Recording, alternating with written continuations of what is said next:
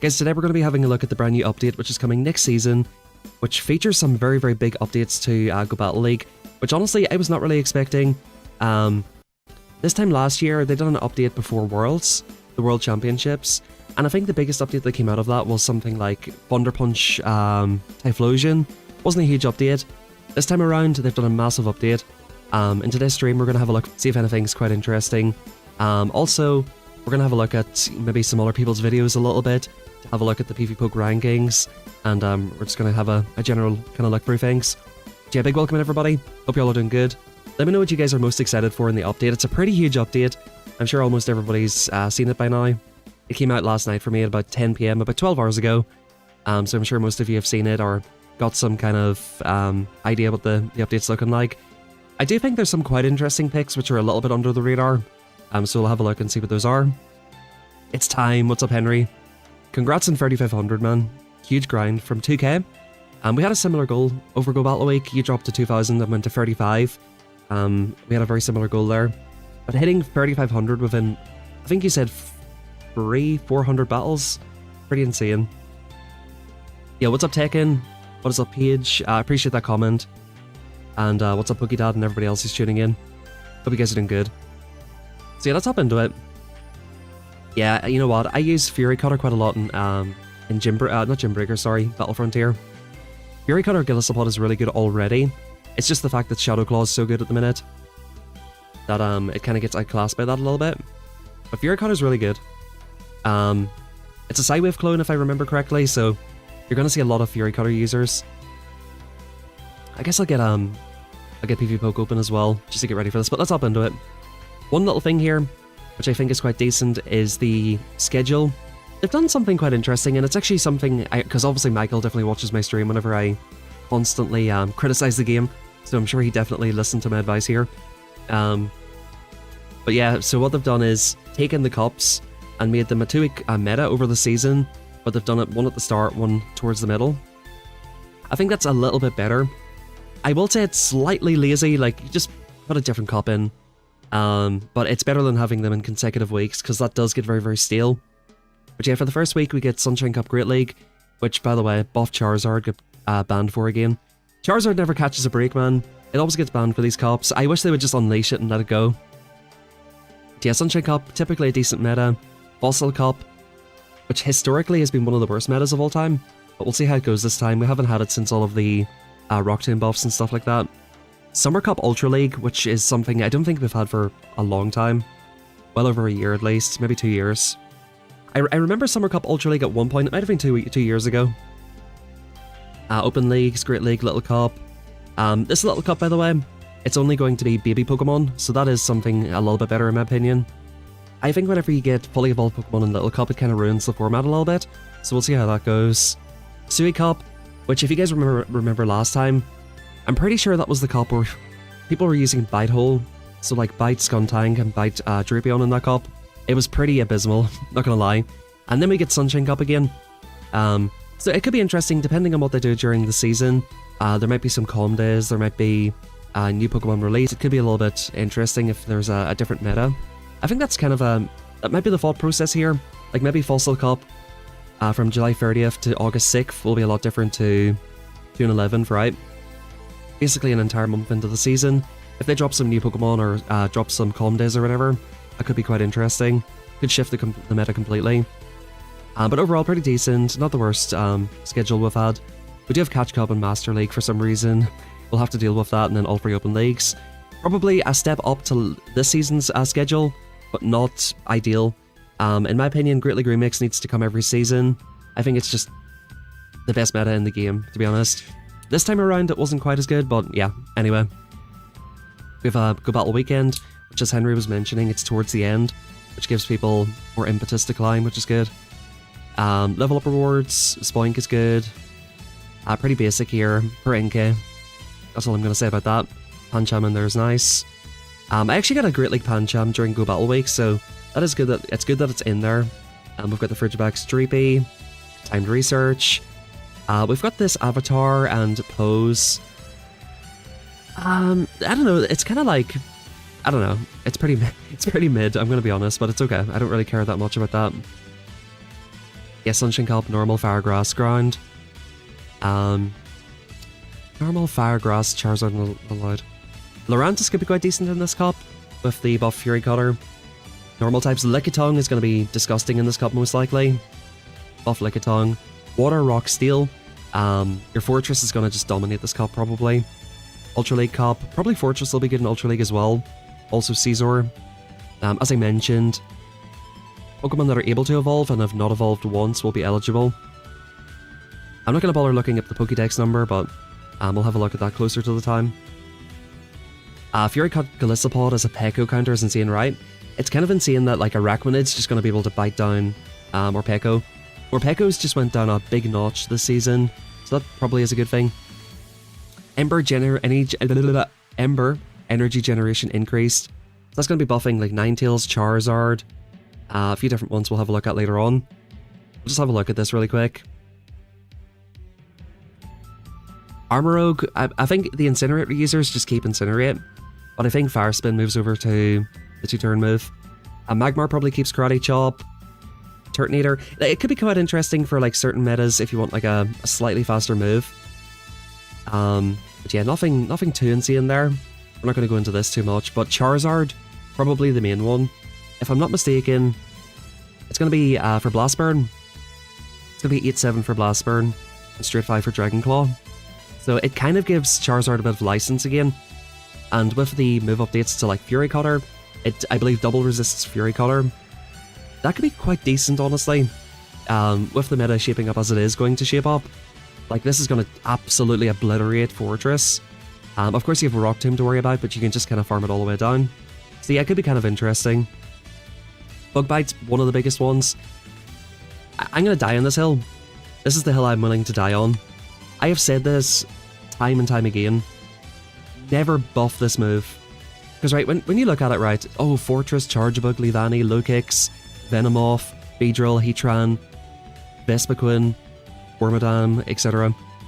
Lydian, which could be a very cool one with the flying typing. You look at that and you think, oh, that's cool, that's a really cool update. But see this fucker right here? You see this fucker right here? The fucker that's on the thumbnail? This is going to be a nuisance. This is the hill I'm willing to die on, chat. This is the hill I'm willing to die on. This is going to be a nuisance. Bubble Beam plus Bug Bite as a Dragon Breath clone is going to be insane. By the way, we're going to have a look at Jonks' video. He's got a local version of PvPoke, and he simmed it, and I think actually the Fortress turns out a lot better. The 2-shield matchups for these two are going to be pretty nuts, so we'll have a look at that later on. Fury Cutter, I think by far the most exciting update in terms of just what Pokemon it gives rise to. Fury Cutter. Golisopod. As I mentioned, I've used this in Battle Frontier quite a lot. There's some metas in Battle Frontier. I guess we could have a quick look at it here. Not that anybody cares too much, but I guess the cups are gone. But there was a cup with a Rangaroo, so like having that was kind of nice. But yeah, generally speaking, so the pacing for this is 10. Still 10 turns. It's going to be equally pacing. However, it's going to be a stab, 1-turn fast move. Fury Cutter is a Psywave clone.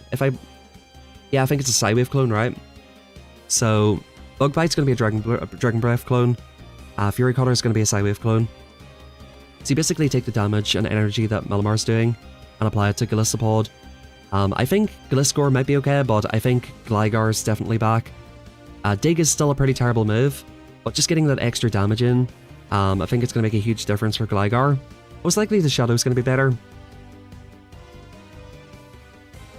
I think one of the biggest ones is Samurott here. Having access to Mega Horn at 14, I think low-key Blizzard could be good for this. Hydro Cannon, straight 10s for Hydro Cannon. Having the flexibility of a 1-turn move, with a really good coverage move of Mega Horn or Blizzard, this thing's going to be really good. How many is it to Blizzard? 19 to Blizzard. So it's going to be like on kind of Lapras, actually a little bit faster than Lapras, right? So yeah, Samurott's going to be really good. Lurantis, I think, will shine in limited metas. It's one of my favourite Pokemon to use. Whenever I first got into content creation, this is a Pokemon that I used a lot in some of, I think, Love Cup and a few limited cups.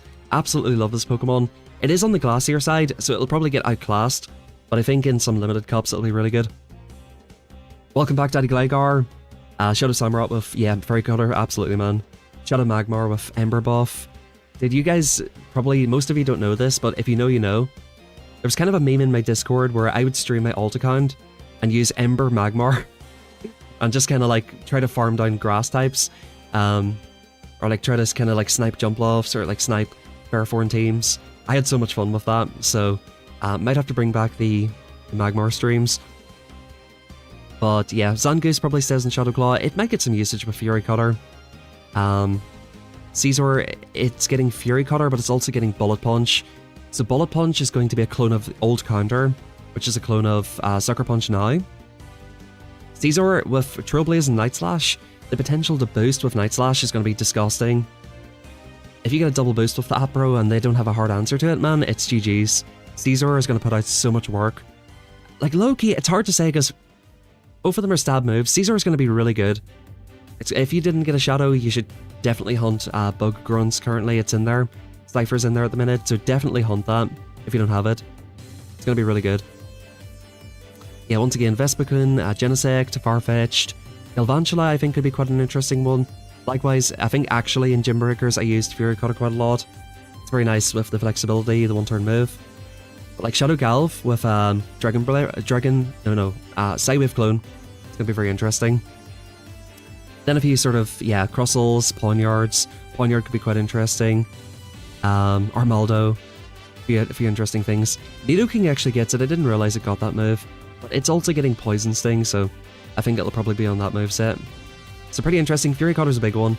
Acid, I'm gonna be completely honest with you guys, I don't really know. I feel like Acid's gonna be just kind of like a page filler update. I feel like Acid's a page filler. It's not really probably gonna get buffed that much, to be honest, if I had to guess. Let's duplicate this real quick. Moves. Last moves, Acid. Okay, it's right on top. That's perfect. So 6 damage, 3 damage per turn, 5 energy. So let me see. What could they buff it to? So they buffed energy generation, right? Let's see. Is it 6 energy? I think it said. Let's have a look. What could it be a clone of? Acid, acid, acid. Okay. So what are they buffing on this? Let me just double check. Energy generation. Acid, 6 damage. It's such a terrible move, isn't it? We'll have to see about that one. We'll have to see about that one. 5 damage. Is Acid a 1-turn or a 2-turn move? I think it's a 2-turn move, right?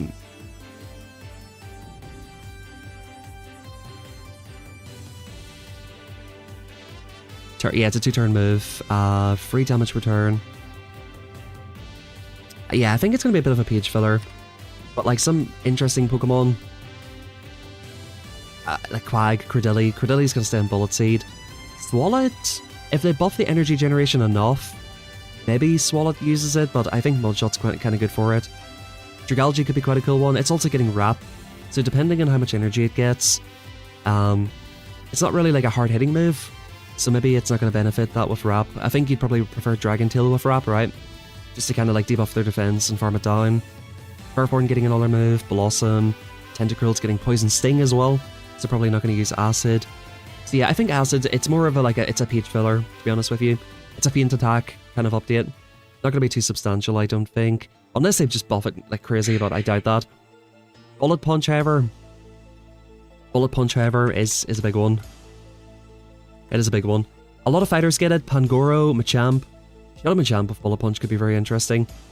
I do like the notion of safe swapping a fighter to draw out like a Wiggly and just kind of dominate it with Bullet Punch. Lucario with Stab Bullet Punch could be kind of cool. Let's have a quick look at the pacing here for Lucario. I don't think this is going to be particularly good, but like talk about a Pokemon that's got coverage, bro. Close Combat, Blaze Kick, Thunder Punch, Shadow Ball, or Aura Sphere, Pop, Flash Cannon. Popping with that could be kind of insane. Boosting the already high attack Lucario with Bullet Punch could be kind of cool. Could be very good coverage, kind of good safe swap. Draw out the Wigglytuff or something if you have to. Could be kind of decent. I think the only thing that's going to kind of kill Bullet Punch is the fact that water is so prevalent. You're going to see Fortress quite a lot. You're going to see a lot of Arachnids. So I don't anticipate Bullet Punch being too insane, but I think you're going to see it a lot. I think it's going to kill off Wiggly somewhat, which I'm definitely happy about. But you're going to see the odd Metagross, and actually having a look here at DracoViz's Twitter, they're going to do a stream, so I guess check that out later on. But this is the rankings. These are the rankings. Fortress rank 1, Gliscopod rank 2 with Fury Cutter, Clodsire, Jump, Metang. So Metang, it's actually preferring Fury Cutter. So yeah, like, you know, sort of looking at this top, you know, you've got a Resist here, a Resist here. Clodsire's bulky enough to deal with it. And of course, Jumpluff's really good into the fighting Pokemon. It probably just beats Caesar anyway. And then you have your Samurott with Fury Cutter. So I think Bullet Punch is going to be more substantial in Master League, which, to be fair, if you guys want some info in Master League, go watch Henry, or somebody who knows anything about it, because I'm not your guy for Master League. So yeah, Bullet Punch is definitely cool, but I think in Great League it's not going to be too crazy. I think definitely Master and Ultra League is where it's going to be. Metal Sound going from 3 to 5 power, pretty substantial buff to it. The Pokemon that get Metal Sound are going to be the likes of Bronzong, Magnezone, Wormadam, Kingambit could actually be half decent at this point. I think the Dark Steel type kind of hurts it a little bit. But I don't know, will we see that many fighters next season? I think, I suppose the fact that people are using a lot of bug type moves might give rise to fighters a little bit. Give rise to Ape. Honestly, Ape could survive this this update pretty decently. As one of the bigger counters for Ape in Malamar is going to be taken out of the meta somewhat. So it'll be quite interesting to see how that goes. You know, if you're bringing in like Kingambit, Magnemite, Bronzong, if it goes over to Metal Sound. Yeah, I think Bronzong could be quite decent. Yeah, but anyway, Kingambit might be decent, might not be, but we'll see what happens. Let's have a look. Double Iron Bash, that's going to be Metal, basically. Doom Desire is going to be buffing... Oh, Jirachi. This, in my opinion, is probably one of the biggest changes. And if you guys watched my stream yesterday, I was crying about Crunch debuffs, bro, and I do be crying about it.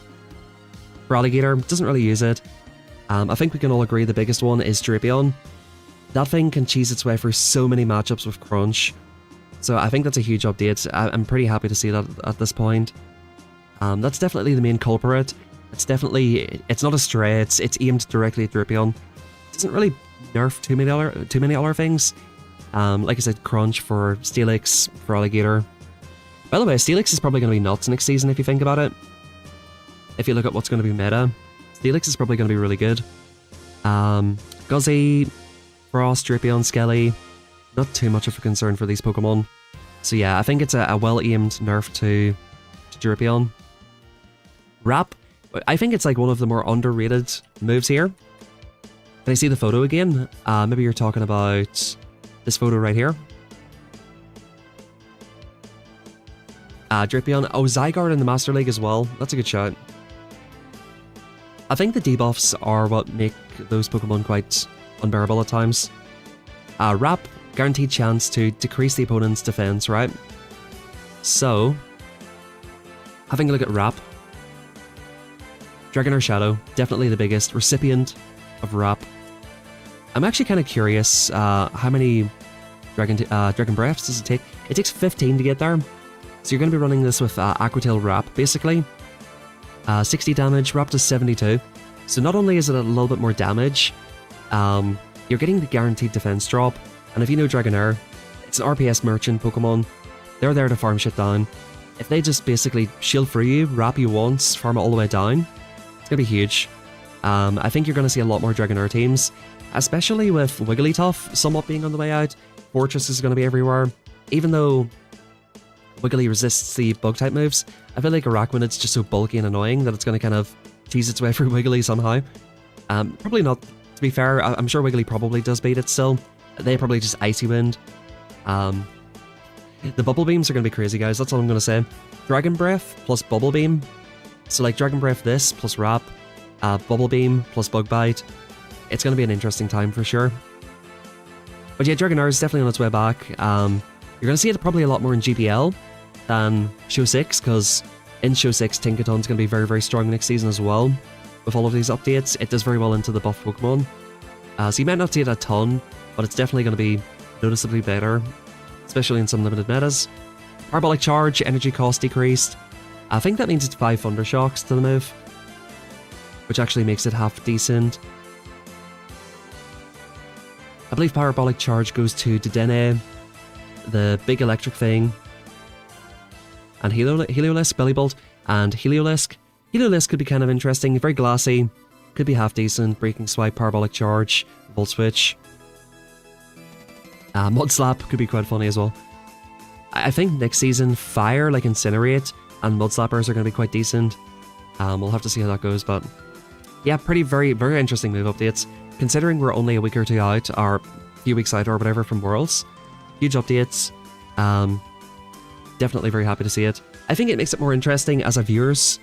From a viewer's perspective, I enjoy watching these tournaments a lot more whenever it's not the same stale old meta we've watched for the entire year. Completely shaking it up. When is Worlds, by the way? Is it August? I'm trying to think when it is. I know it's summertime. Is it August? June, July, August? You guys can let me know in the chat, but yeah, definitely happy to see that big update. Goldingo getting Power Gem, gonna be good for Master League. It is its cheapest move now. Lunala, Shadow Claw. I looked at somebody simming it. It looks really good. August, okay. Skeletor's getting Hex. Probably stays on Incinerate, but with oh god, what's the move called? Torch Song. It can buff itself. Could be kind of interesting. Could be interesting there for sure. Beedrill, Arbok. The Poison Stings are going to be crazy. The Poison Stings are going to be crazy. Nidoqueen's going back to 1, 2, 3, 4, 5 Poison Fang, which is going to be very cool. It's going to be very good in Ultra League and Great League. Arbok will be kind of a meme. I'm actually kind of curious, what does Arbok even learn? Dark Pulse, Sludge Wave. It's got pretty heavy hitting charge moves. Gunk Shot. Yeah, it's got like nukes. It's basically nukes only. So it getting Poison Sting allows it to reach nukes, so I know Jimmy Finn, for example, is going to have fun with that, and Callum. We're definitely going to have a good time with these Pokemon. Toxicroak getting a better fast move. Faster energy generation is going to be decent for it as well. Toxicroak. Yeah, it's got the access to Mud Bomb, Shadow Ball, Sludge Bomb. Definitely going to be very flexible, could be quite decent. Dynamic Punching, potentially Fortresses could be decent. Yeah, gonna be decent. I think the biggest ones here, Beedrill could be sneakily good. Skeledirge could be sneakily good in certain metas. Nidoqueen definitely will be coming close to top meta again. Penta in Ultra League will probably be insanely good. Scolipede, Toxicroak, Nidoking, Nidoqueen. Not Nidoqueen, Nidoqueen will be meta, but Nidoking, Toxicroak, Scolipede. The Raichu's getting Surf.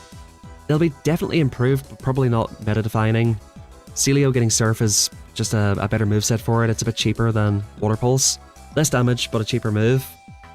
They're giving the Aron line Metal Sound. Aggron's getting Metal Sound. Delmai's getting Metal Sound. Berserker. Berserker probably still wants Shadow Claw, but it might be decent, depending on how good it is. Riverroom, I think it's only got nukes as well. Overheat Acid Spray, yeah. So I guess you get Acid Spray, Metal Sound all the way down, which could be kind of entertaining at some point.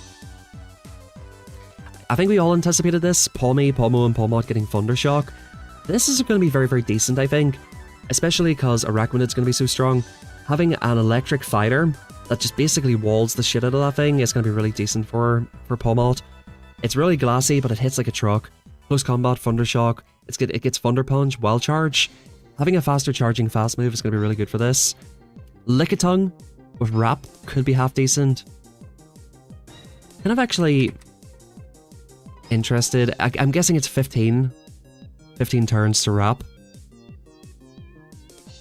I'm assuming it will be 15 turns to Wrap because free DPT, same as Dragon Breath. Yeah, 15 turns to Wrap. Basically, Licky can just sit there and shield and farm down stuff with Lick, which is going to be kind of upsetting. Imagine like an ABB of Araquanid and like a Lickitung.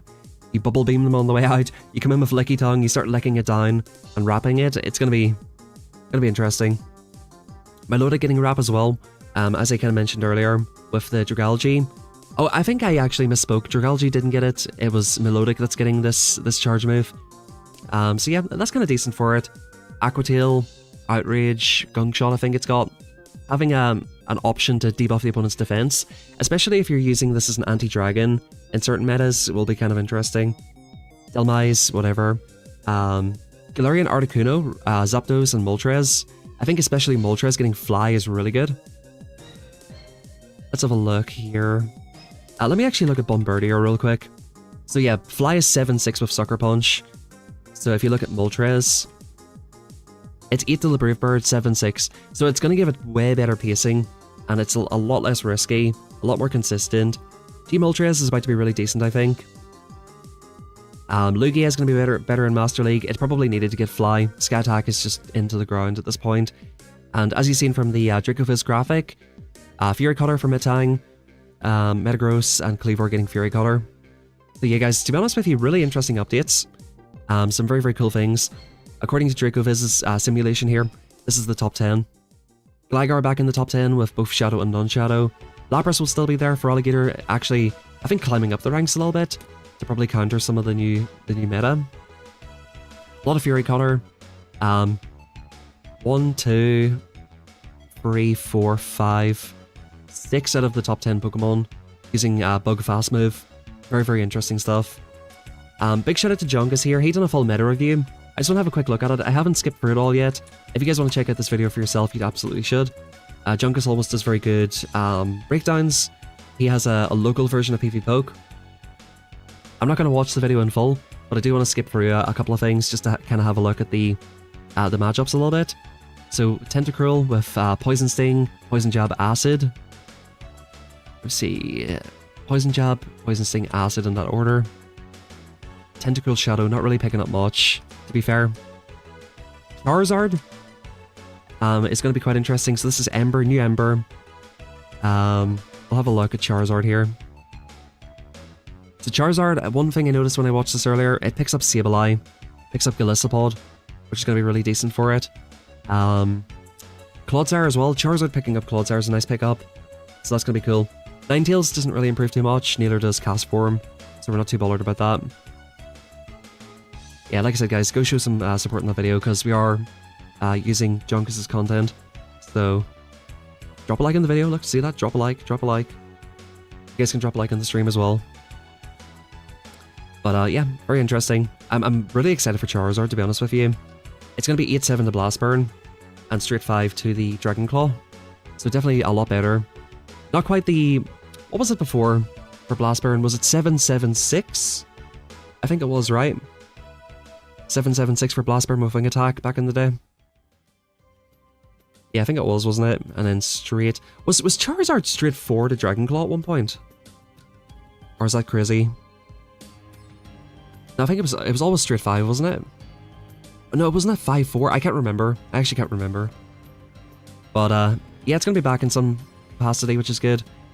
Melmetal, Jirachi. Looks like the buff to Jirachi actually beats Lapras, which is pretty funny. Melmetal looks a little bit better, but it's going to be hard to quantify how good it is. Yeah, so that's kind of... It's neither here or there, to be fair. This is Melmetal, Jirachi. Fortress one, this is a pretty huge one. So the second one's Bug Bite. The second one's Bug Bite. Second one's Bug Bite, okay. So the second one is Bug Bite. Fortress picks up a lot of matches, man. Beats Dusclops somehow, even though it resists the move. Beats Grumpig, of course, with the super effective damage. Beats Gastrodon. That's an insane difference if you look at that. Gastrodon getting a very significant clean victory there to losing against Fortress is huge. Beats Morpeko. Get fucked, Morpeko. Grumpig, yeah, of course, these are just going to be beating Psychic types and Dark types, what you would expect. But I'm going to skip this forward a little bit to the 2-shield.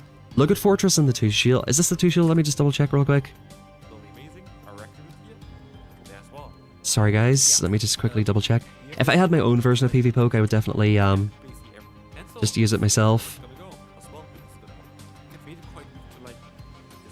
Let me just double check here. Okay, this is the two. Look at the 2 shield of that thing, bro.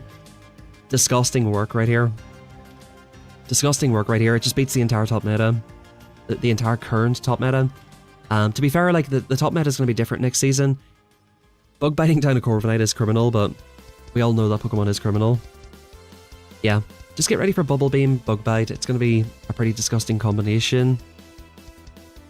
Scizor, Fury Cutter new, Bullet Punch new.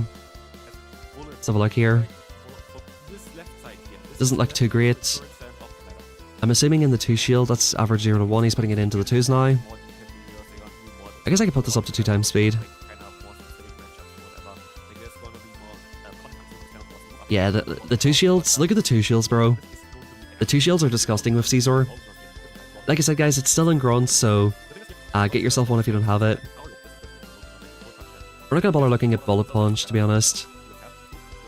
I'm curious about this one. Golisopod. Yeah, wait, is Golisopod picking up? Wait, hang on.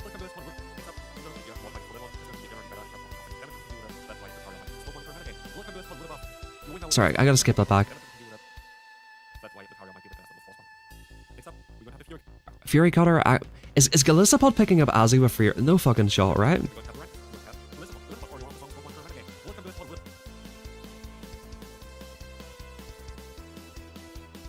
It picks up Sableye. How is it picking Azu up? Chat, it's picking up Azu. How is it picking that up? That's kind of insane. That's pretty insane, right?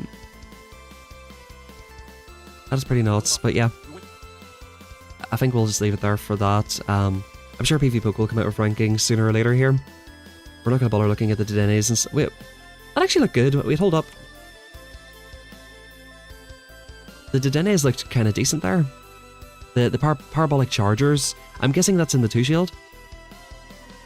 Nidoqueen. Kind of interesting. Actually, like, when you look at those stats, it doesn't look too amazing. Still loses to most of the top meta. Palmod. Palmod's going to be a lot better. But anyway, that's kind of my thoughts on the updates anyway.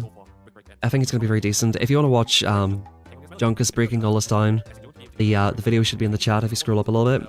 Definitely go check it out because it's a good video. I think Henry done a breakdown as well. I watched Henry's initial reaction to it. I'm sure he'll have a breakdown as well if he doesn't have so already. But yeah, definitely the biggest winner, the biggest winners is Fortress, Golisopod. Lickitung is kind of interesting depending on how the meta shifts. Gligar is going to be back. Batang, definitely going to be back. Araquanid, going to be an absolute nuisance.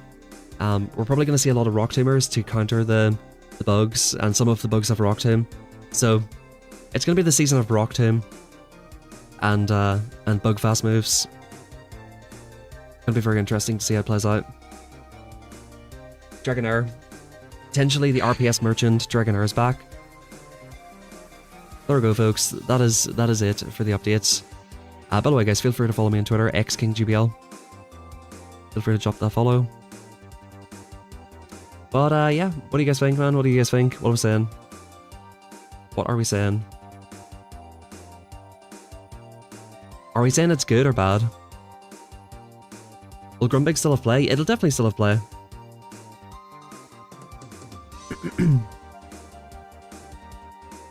Definitely say big meta. The shift will be pretty substantial. The Malamar that's picking up is going to be just getting thrown to the floor, basically. It's kind of funny how they made it so rare. So like we spend all the time grinding for it, and then it's just gone. Somebody replying to my tweet, it's a poison world and we're just living in it. I think Ultra League will be very interesting. Like, Tenta's definitely going to be top meta in Ultra League. Does Fortress power up to Ultra League? If it does, it could be good. I know Scizor does. Scizor could be quite interesting in Ultra League as well. You know, that's definitely the good thing. I like seeing some glassy Pokemon getting rise, but I kind of fear that, like, the cool glassy Pokemon which get buffed will, you know, as per usual, just kind of get thrown to the wayside by the bulky Pokemon, which get buffed. So hopefully they can kind of survive that, and we have some decent... I personally like medium bulk picks, right? Like Swampert, Feraligatr.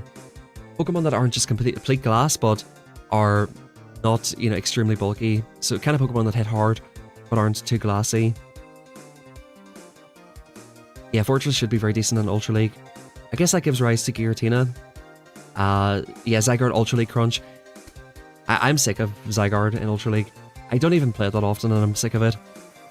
But yeah, like I said, chat, drop a like on the stream. We're probably going to hop into some battles here quite soon.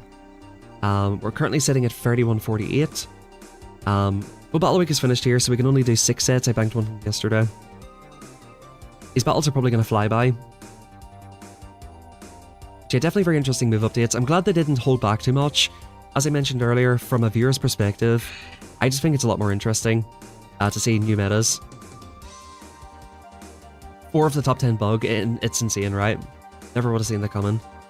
I think it's not really a surprise they didn't buff like flying fast moves, but I think it's going to be coming. I think to counter the bugs, flying is going to be coming next. Definitely, let me know which single Pokemon you're most excited for. Personally, Shadow Charizard for me. One of my favourite Pokemon to use in GBL. Real shame that it died as a result of Wing Attack getting nerfed. It was kind of collateral damage, you know, for things like Gligar, which I guess were pretty dominant. Pretty unfortunate for that Pokemon. It really was just Gligar, wasn't it? Like, in Great League. I guess Mantine, Pelipper was also kind of decent. Mantine, Gligar were the two main ones at that time. So yeah, it's kind of nice we get the Charizard back in some capacity. If they buffed it one more time, I would not mind. Just give it that little bit extra energy generation.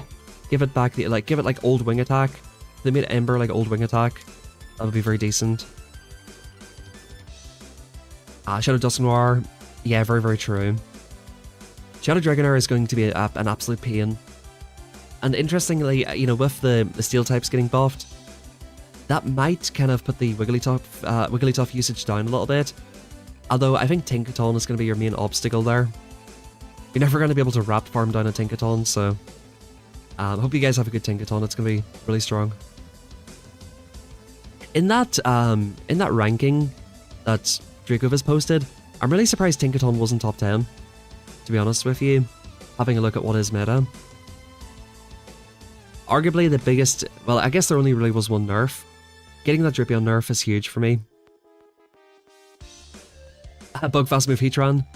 That will be quite interesting. But yeah guys, let's hop into it. Let's get some battles done. Let's do some battles. I've yapped on here for about 40 minutes at this point.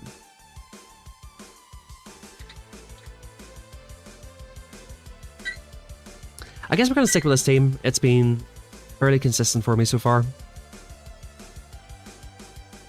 No reason to change it at this point. I could start running Lickitung early. Start running Lickitung, Araquanid.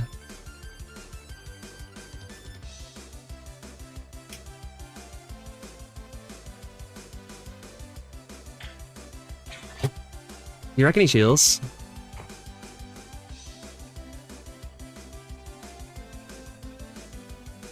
You reckon he shields here? I feel like because I done this amount. Yeah. 10. That can only be a Swift, right?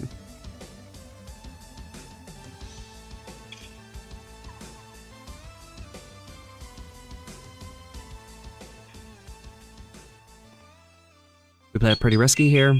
I think we're back-to-back aces now. Yeah, Typhlosion will be insanely good. I was thinking that earlier. What's he come into? I should have committed to the move here maybe. But this is good. Wiggly Gastro and what?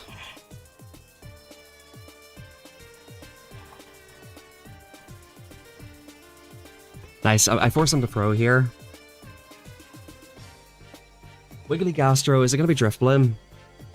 If it is, I think we put our Annihilape here.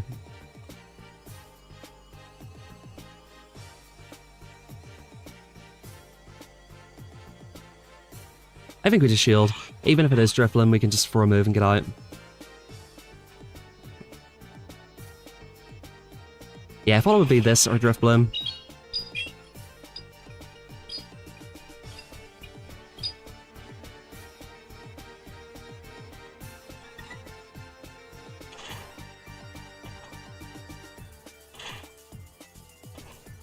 Nice, he's committing to the farm down.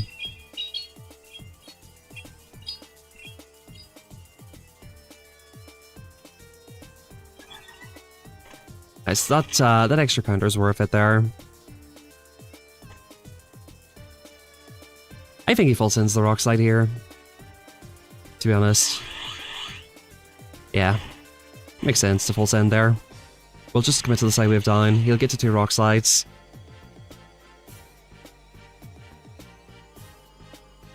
This will be a tough side wave down. This is relatively bulky. Maybe he's going to put us into range for a Bone Club. Maybe I misplayed here.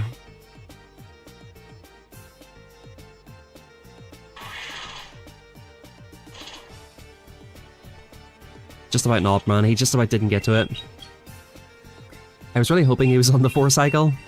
So pretty lucky win there.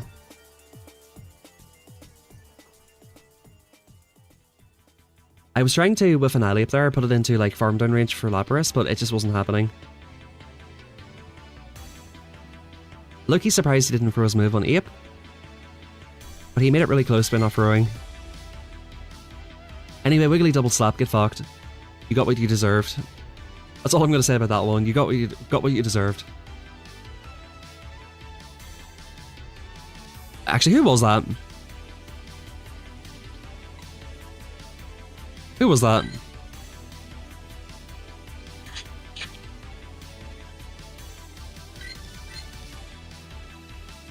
Right, yeah, absolutely. I think Drapion will still be usable. Like, definitely it'll still be usable. But with the new Pokemon that are getting buffed, some of them resisting Poison Sting. You concur with my assessment? I think it was pretty fair assessment of that team. Yeah, it'll still be usable, but I think Drapion is fairly out of the meta at this point.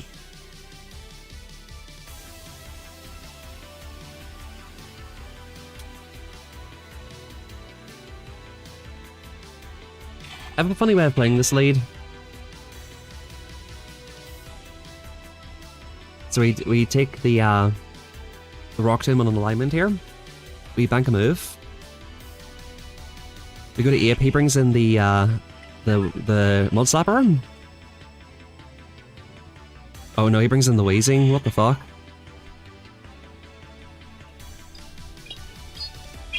That was not a part of the plan. Well, we're super happy to draw this out.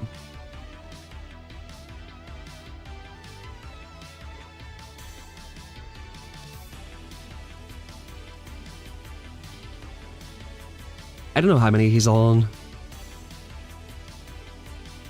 He sludges me there. We're just gonna ramp up here. The opponent is getting classic Go Battle lag. He just lets it go.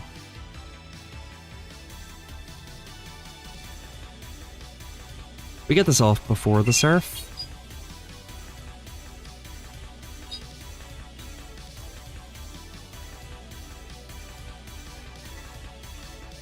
We'll get this off right here. And then we try to trust in the Lapras to sweep up.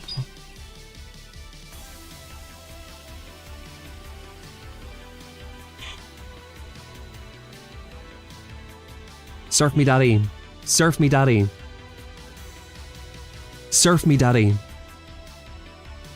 Ah. Okay, he shot a balls. That's unfortunate, but we still have our Ape alive. Our Lappy Lap is still alive. Lapras is painfully good into this thing.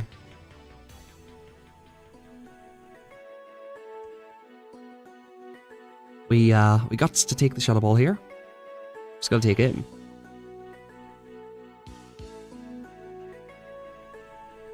Okay.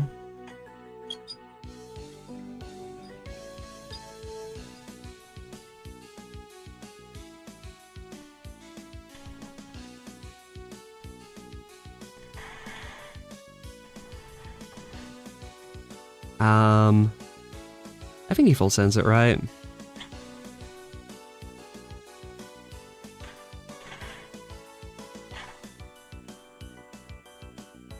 Okay. So we get him to dump his energy here.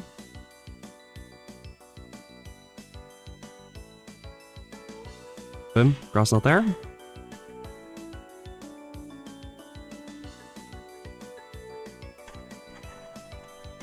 Dude, I thought the game was gonna fuck me there, bro. I really did.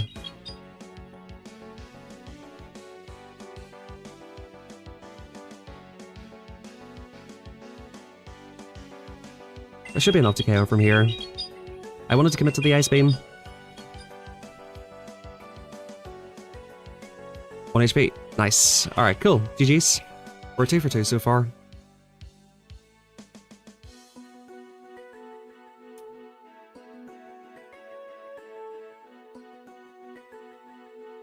Two for 2 so far.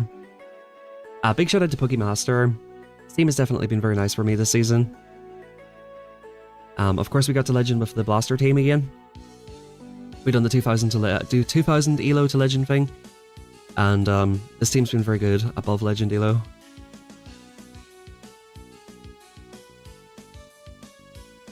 Yeah, I sort of agree with that. Double resisting Bug Bite, sorry, will be very, very good for it. And I think it paces relatively equally to the Araquanid, right? So like, just ramping up and punching through Araquanid's gonna be the play. Speaking of which, here it is. He's probably weak to Ape in the back.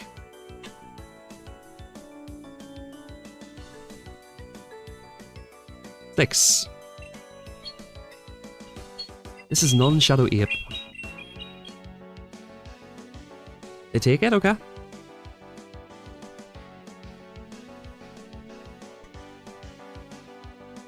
We're gonna take this here. I'm sure he full sends. Yeah, why would you not?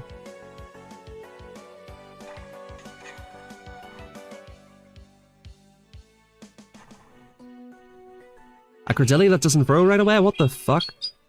What's wrong with this guy? Can we get a pulse check on this guy? Can we get a pulse check on this guy? I should have CMP'd that there. We're gonna live this move anyway.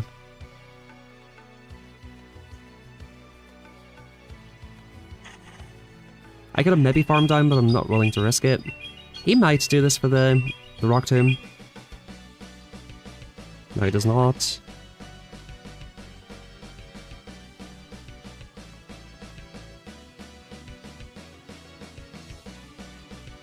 Aqua Tail here. He should probably crunch for the debuff, right?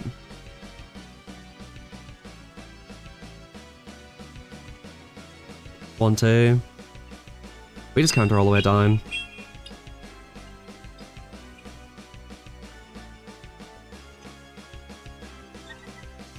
Yeah, brother knows it's over.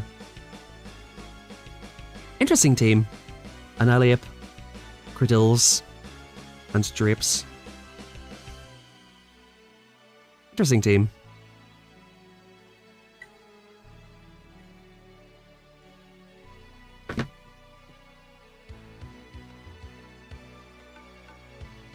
Right, yeah, that's a very good point about Shadow Claw. Fury Cutter would be massive in Drapion, gobbled up Shadow Claws from Pod like they're nothing. That's a very big point right there. Drapion does not really want to take, despite having a neutral matchup into Fury Cutter and Bug Bite, Drapion does not want to take those. Is there any reason not to save swap Araquanid in the next season? Like, is there any reason not to? Chat, is there also any reason not to smash a like on the stream? Is there? Guzzy, this is an okay lead. He's going to swap into something. I'm probably going to stay in against it. Yeah, I'm going to stay in against this.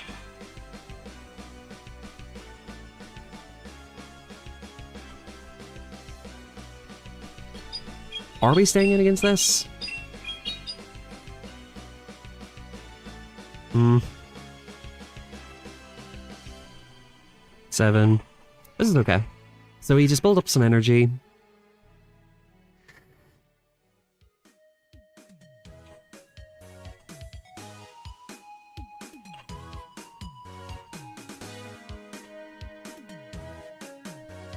take the second player off here.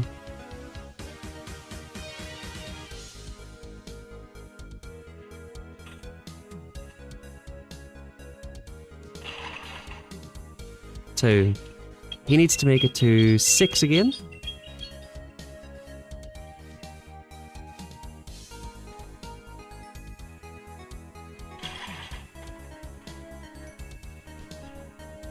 Ice Beam's not gonna cut it here, bro. I'm sorry. Hate to break this to you, but Ice Beam is not gonna cut it.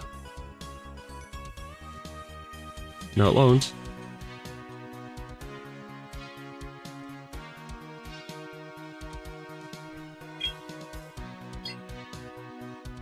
It's a weak to Charm in the lead. I feel like it's Tinkaton in the back. That's gonna be 1 there. I'm gonna need an energy lead on the Annihilate. That was a good choice.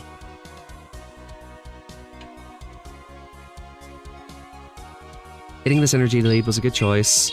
I think we win the 2-shield scenario, barring that he's got Flame Charge.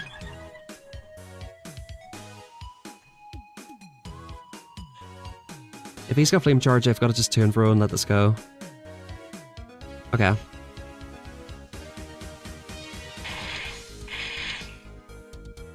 I think either way we swap out.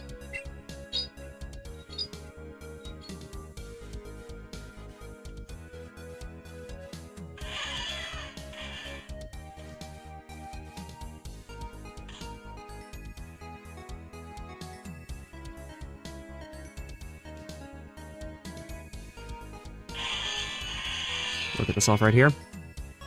Ace might have done it, but I'd rather not risk it. Guzzlord is no threat to me at this point.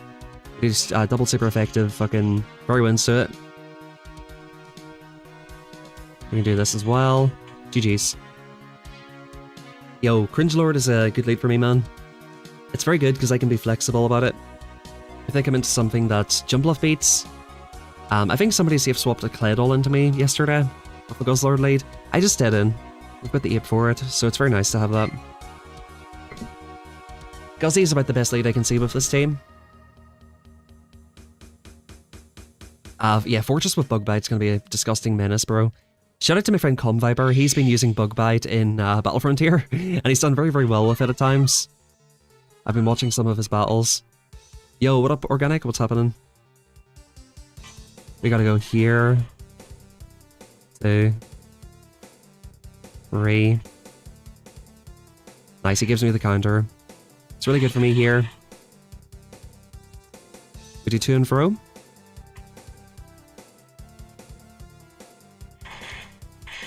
And we should be able to counter all the way down now.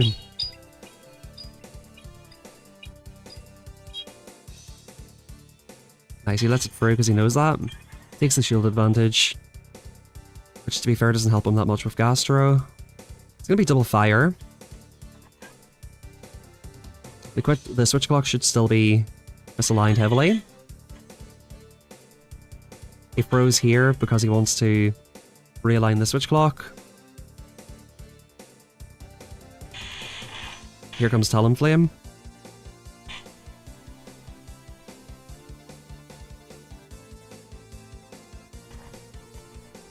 I think if I threw there because I'd done 1 and swapped, it's 12 turns to the move. That would have been a total of 15. So it would have been CMP or an alignment throw. 1. I think we give this 1 shield here, and then we just go for acrobatics later on.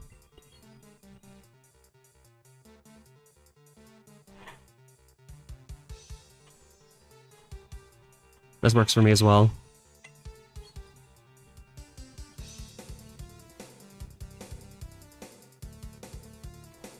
He's gonna commit to the farm down.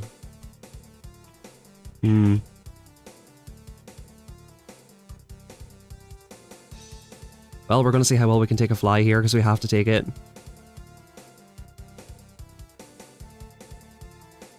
Very smart swap by the opponent there.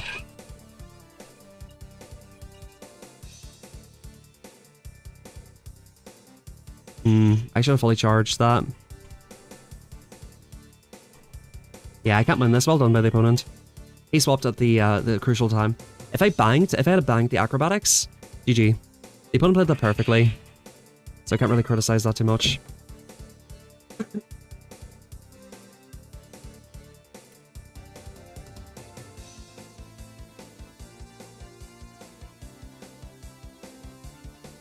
I played it perfectly until I didn't bank the acrobatics. If I banked the acrobatics there, game over.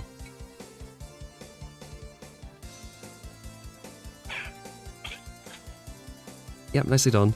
We're up to 3194 though. I think boards start at about 3250 or so.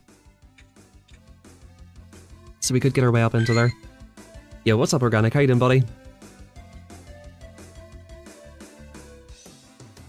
Who the fuck popularized that dog shit? And the Talonflame has Flame Charge. Thankfully for me, that time, he didn't have it. Although, pacing-wise, if he did a Flame Charge, I would have let that go sooner. Would have let the Lapras go. So maybe I should have front-loaded the acrobatics onto the Talon. Then I misaligned the clock, give him an opportunity to swap out. Which is never ideal. So I think the key play was to just bank the move. That way I could CMP him on the first fly.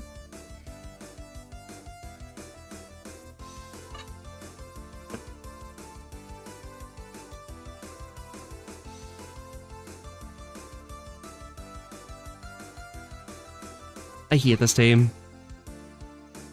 I've seen this team a lot, I hate this team, bro. I can't remember the third, it's this, maybe double water? He takes the first one, as he should.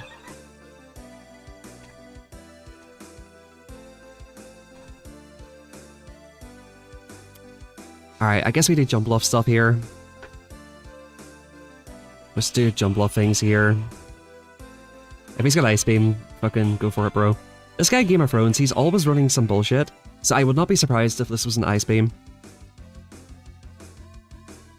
Yo, went to the pool? That's vibey. Alright, we'll get this off here. We will take an Incinerate in the process, but I think it's worth it, probably.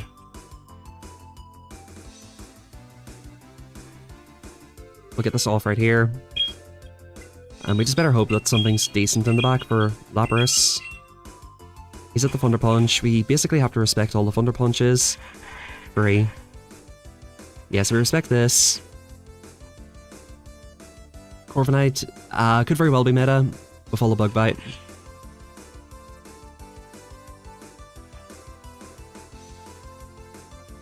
Yeah, this is not looking good for me. The only glimmer of hope I have is the fact that the clock is misaligned pretty heavily.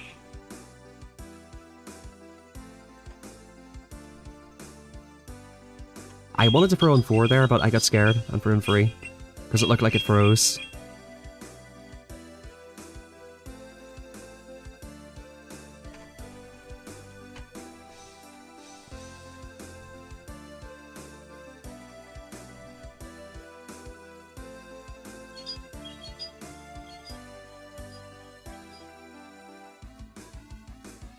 I think this is over no matter what here. No matter what, this is over. Water move's gonna kill me here. Lapras is too low. Sparkly. Sparkly Sparkle. Yeah, yeah, GG. Can't win this. Yeah, I detest that team. I've seen it a few times. I thought it was double water with Lapras. Yeah, it's so hard for me to beat.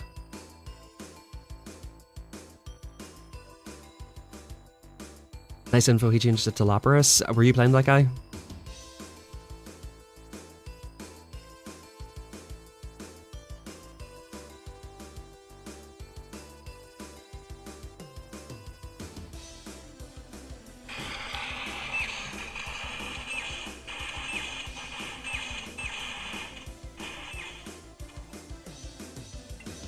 Lapras can do a lot of work into this team.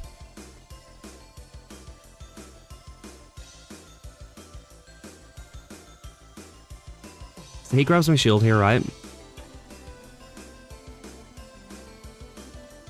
Lapras and Altaria and Dragonite.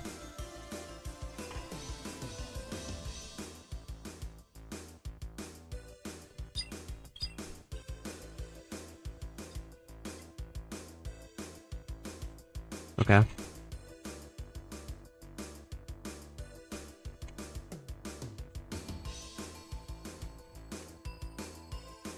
He builds up to 6.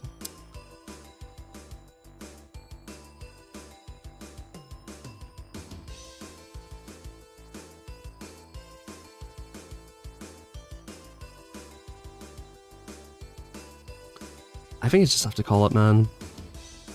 Yeah, he correctly goes Grass Knot.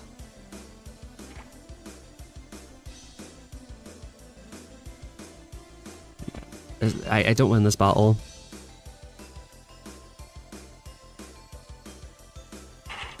I just don't win this.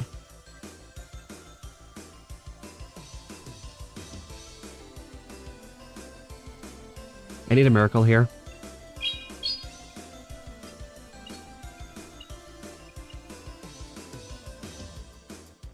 Especially with the debuff. Yeah, Dragonite Rap's gonna be nice. So he will throw a move here, which is good. So I need something that dies to an Ice Punch in the back. Like straight dies to it. And I need to be able to just continue to farm down the Credilli. I'm not gonna really be able to get through this though. I'm gonna see if he shows me what's in the back. I wanna see what it is. I think this is Tropius. Like Razor Leaf Tropius. Oh, it's Chestnut. I think catching in the jump bluff was the misplay.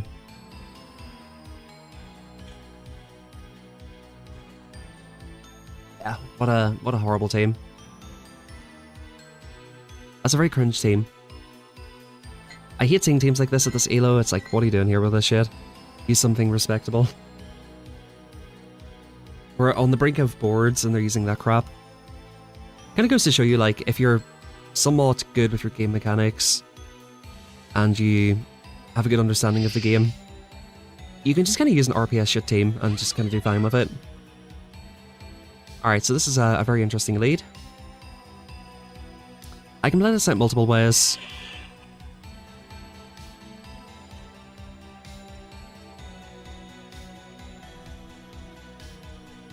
Yeah, I guess just there for the jump bluffs and the talons, right?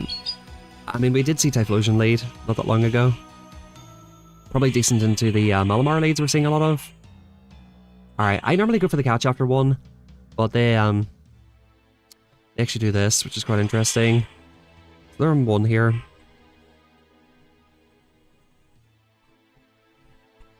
Yeah, I was gonna go for the extras to try to catch on free, but he went for the move pretty quick there.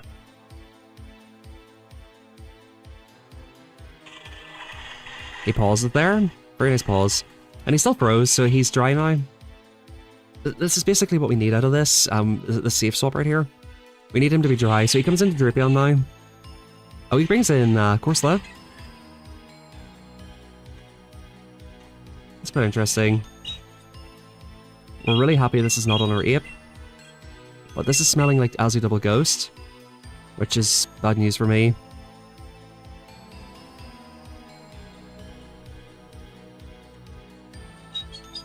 This is very Azu Double Ghosty here. Do we just get a lot of energy with the jump here? He goes for the ghost move here. The Azu's dry. The second ghost will be Sableye.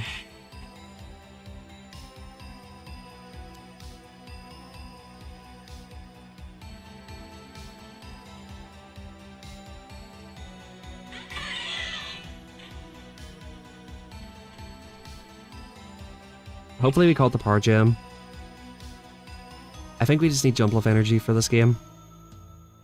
Alright, we caught the Power Gem.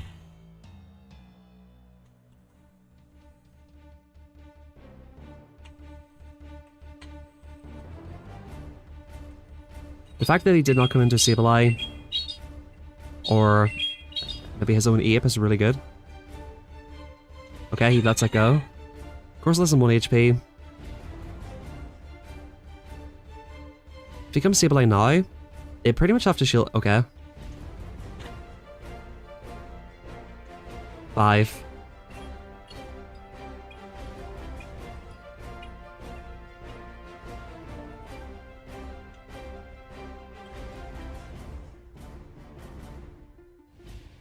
This is only 6, bro.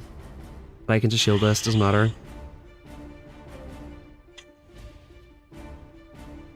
See ya, ape. See ya, ape.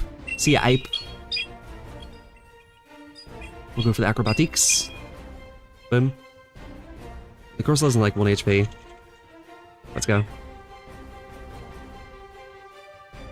So the opponent did not take the Lapras bait. That's kind of interesting, right?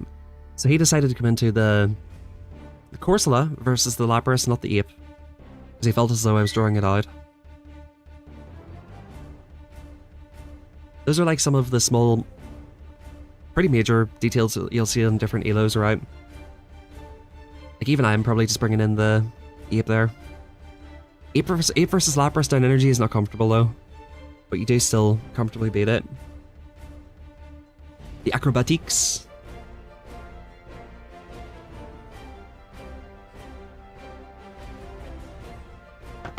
Whenever I say acrobatics, well, how I'm imagining it is acrobatics, like that.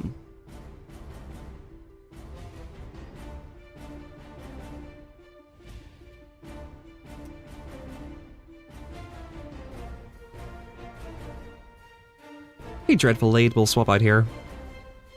Bro, your question? Alright, cool. He thinks this is a Lapras lead.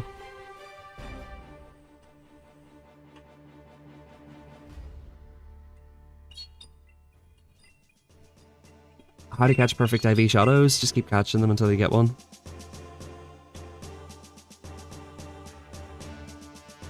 Bro thinks this is Lapras lead, this is great. He came back, seen the Lapras and thought this was the lead. Hey, Brave Birds, he just YOLOs it. We'll get this off immediately here.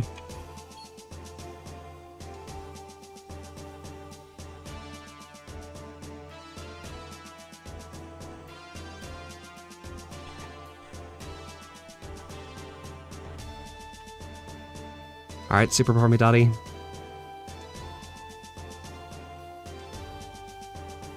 He goes for it, nice.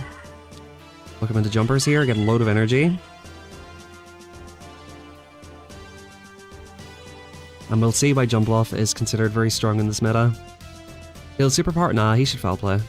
Just get the damage off. Yeah, let's get the damage through.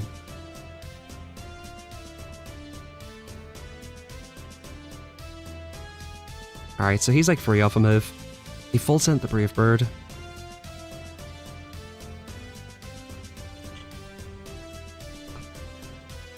I should be able to 4 in acrobatics again. He probably calls this at this point. Nope. Okay. So we shield here.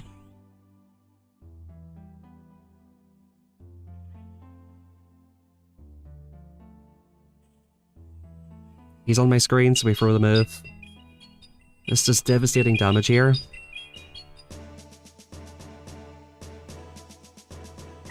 I feel like it's... Oh no.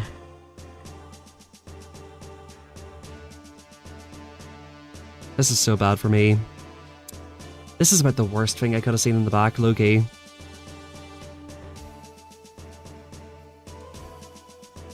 That's so bad for me.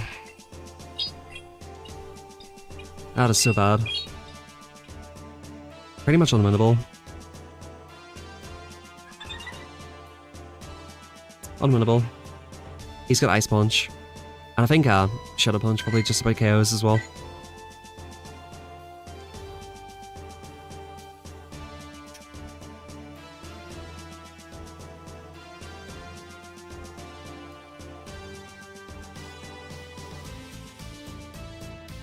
Alright, by the looks of things, we're playing out our Get Hard Countered set. If we get a 2-3 out of it, I'll be happy. I think we're 1-3 right now. Johnny fans? Shout out to Johnny fans. Yo, what up, Com Viper? Did you see the news, bro? Bug Bite Fortress is meta.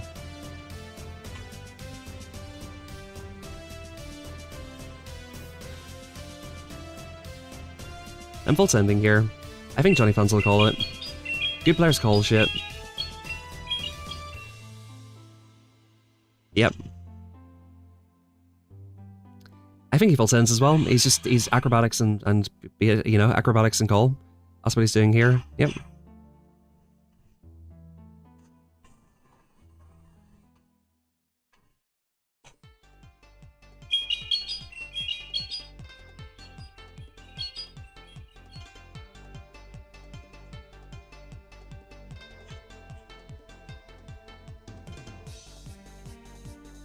This is definitely the Ice Punch. Old news. You've been on that hype. 5. Is he on Ice Punch close combat? Close combat me, bro. Do it. You know you want to. Okay, 1, 2, 3, 4.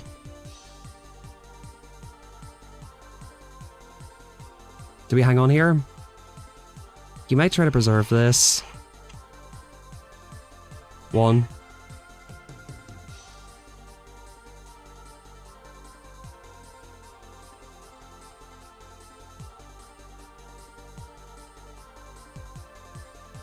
Two. 3. Okay, nice. Still has a catch available. No. Okay, GG's. We'll take that. I think it was his own Annihilate.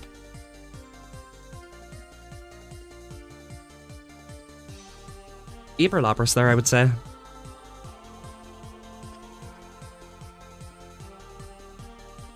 Considering that 94 to 87, we did not lose much. Let's go ahead and update the sets here. So we started with a 4-1, I believe.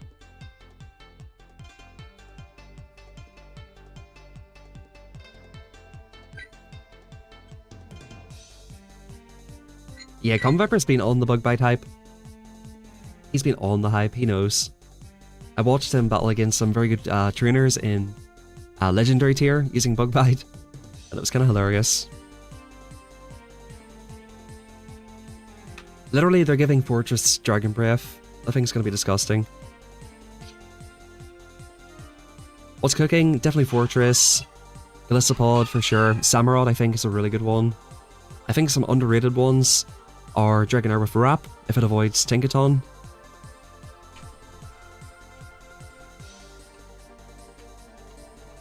Alright, cool.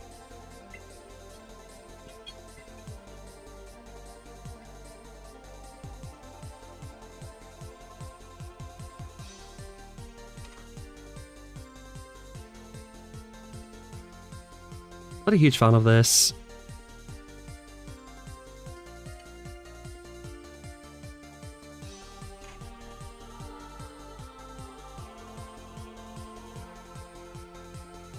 I'm gonna probably win this down. Vespiquen. I don't want Azu to get energy.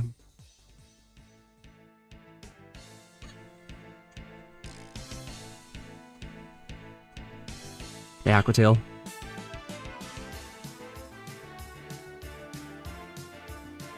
I got one turn there. Kind of annoying.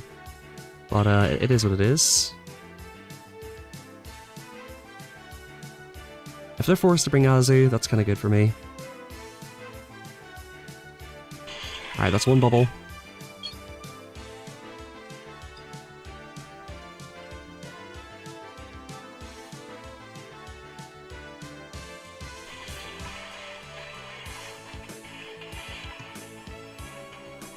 If we're on alignment here, let's go. Yeah, I reckon it's safe swap, most likely. Like, what's gonna beat it? Realistically.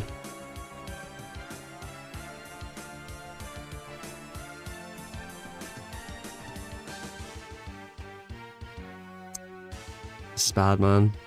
This is so bad.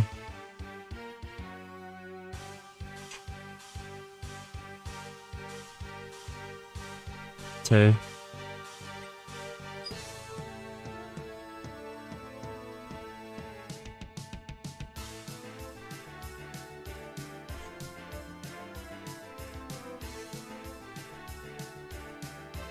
Six.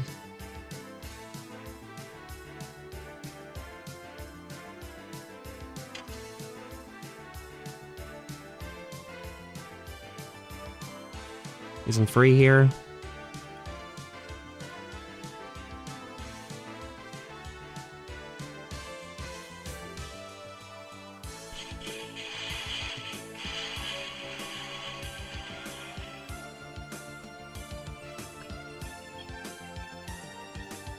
Okay, I'm gonna do something here. He's gonna anticipate the snipe. Yes, he anticipated the fucking snipe, Chad. He anticipated the snipe, so I stopped attacking to make it look like I'm swapping out. Bro. Please don't make another move. They make another move anyway. It wasn't that fucking hilarious though. You gotta give me that one. I anticipate the snipe. I know he's anticipating the snipe, so I stop attacking to make it look like I'm swapping out. This game's so funny at times, bro.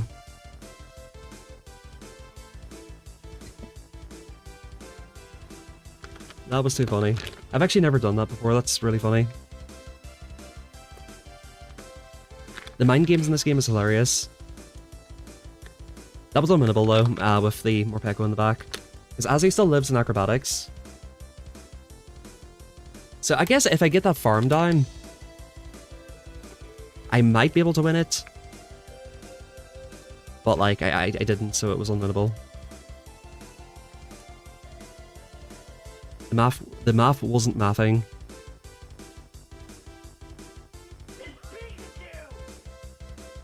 Yo, Ankit, thank you very much, appreciate it. Thank you for subbing.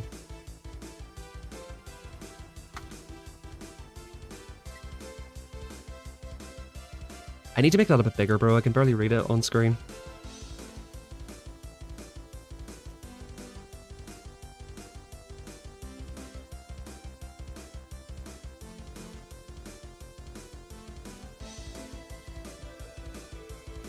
Bro, how do you spend your day in this game? I feel you. I mean, you spend your day in this game too. Because you're talking about going out and catching stuff, and you're asking me, and you're watching, so... You're doing it too, you're doing it too.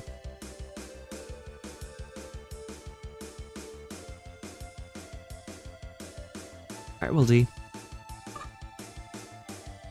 He's running the Wigglers in the lead.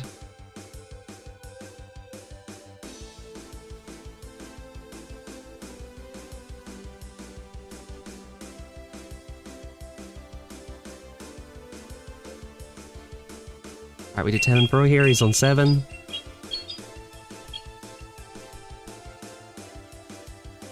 Shields the move. 8. He definitely icy wins me here.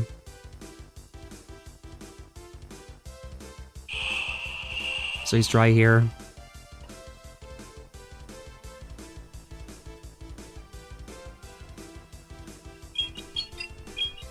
Yeah. One mud slapper in the back.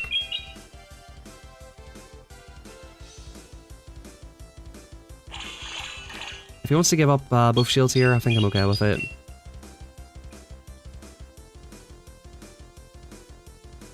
Alright, cool.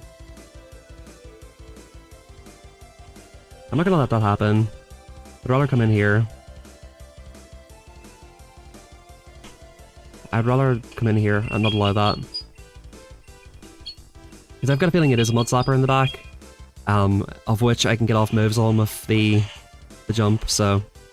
Yeah, we're gonna let this go. Sacking the Lapras at this point. Trusting Ape and jump off here. He's not gonna farm me down.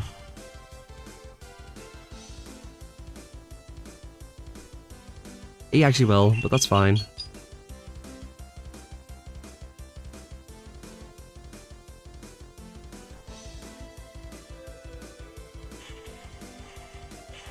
He gets up to 5 there.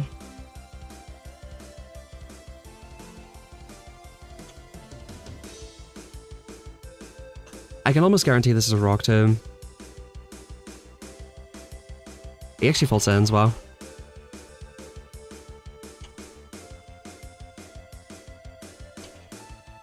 That does KO me, unfortunately.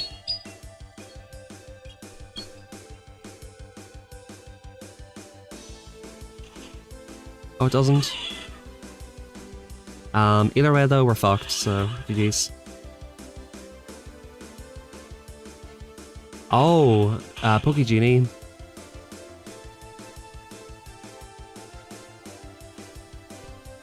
I'm not top lefting here. I'd rather just force him to play it out.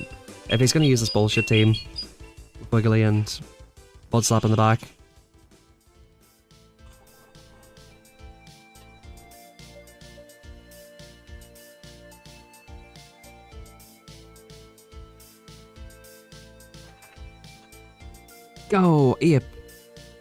One shot him.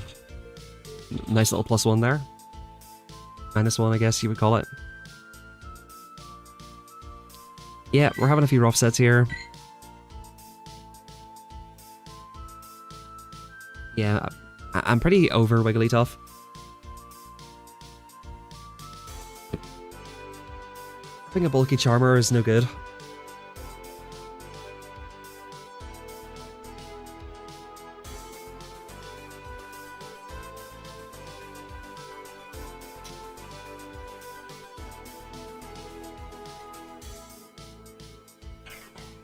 Alright, what I've noticed is people play this differently to how I play it. Hey Frozen 13 here. People actually just straight up like play this match out with Malamar, which I find kind of surprising.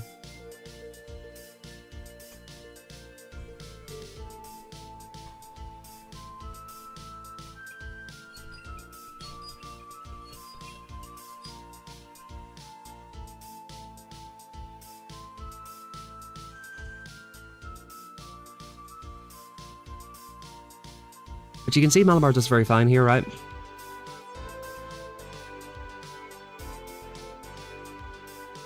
He lives an ace from here. He should let this go.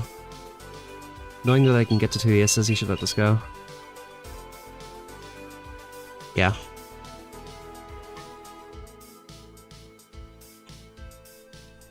I'd rather just bank that energy and come in here. Even if he goes for Skull Bash, I'm fine with it. He very aggressively stayed in.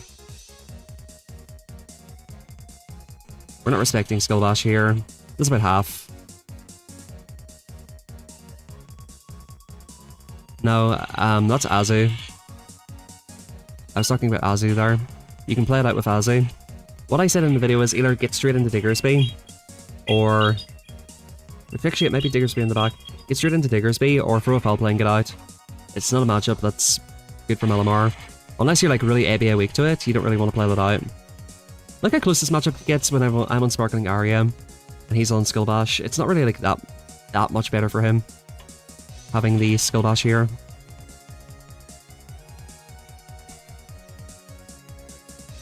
Nice, he gets a full farm down there.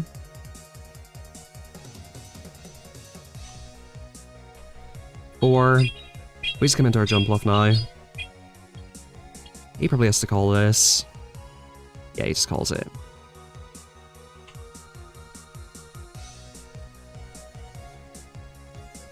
Yeah, he knows I've got an Acrobatics loaded for him, or very close to loaded. That's one thing I've noticed with this team, if you do try it. Reserving your jump bluff where you can is really, really vital. Like, coming in late game with a jump bluff as the opener and closer is so good. I didn't really understand how to use jump bluff properly until recently, and it's something I sort of realized on my own after a while. Like, I just willy-nilly just call the move with jump bluff, let it go. And like suddenly I've just lost my best Pokemon basically. Jump Bluff has got so much potential if you play out matches and play it flexibly. If you play alignment with Jump Bluff, it's not as good. That's the nice thing about having Lapras on the team. Lapras serves as like a flexible anchor for the team, where you can just basically swap it into anything almost. Like you seen me swapping it into a Primeape earlier. It's very, very flexible. Miltank. I forget how many it is. Is it 5 to the Ice Beam? About to find out, I guess.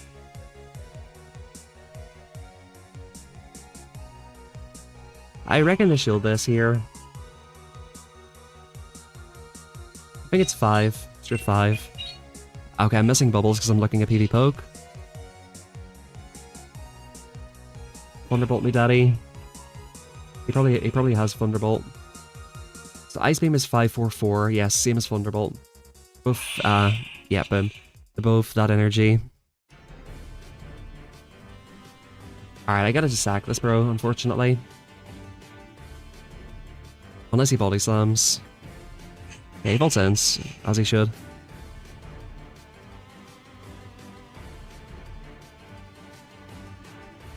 Shadow definitely is better in a lot of cases.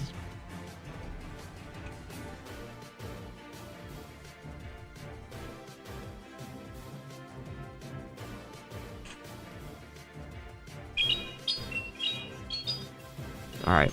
Please don't be in Flame Charge. That's all I'm asking here. Okay, this is beautiful. We can just farm this down now, I'm pretty sure.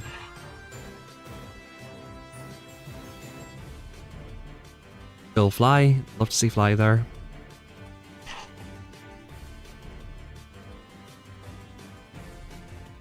This should be 1 HP, maybe. If not, I think we just have to trust Jump Bluff here. If he shields though, it's very sus, don't you think? Yes, let's go.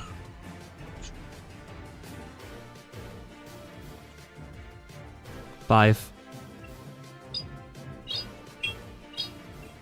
We're gonna keep this alive. They still have the mill tank.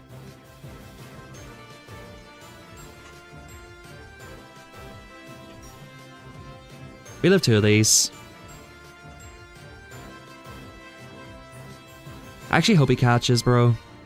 Catch on me, bro. I dare you to. 9.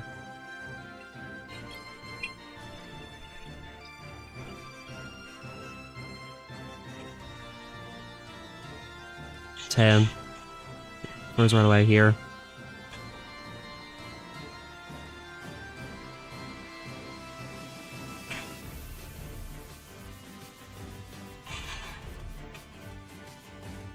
Nice.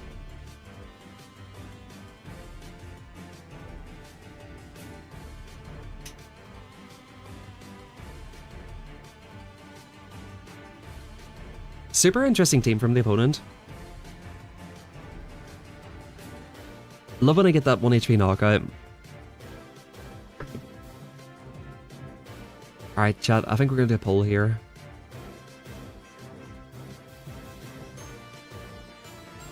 I think it's poll time. I think we're sleeping on the polls lately.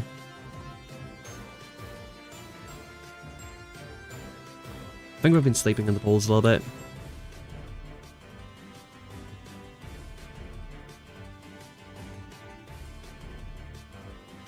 We gotta bring the polls back, I think.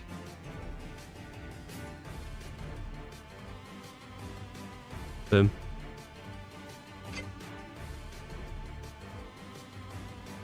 I think everybody's just been waiting for the poll.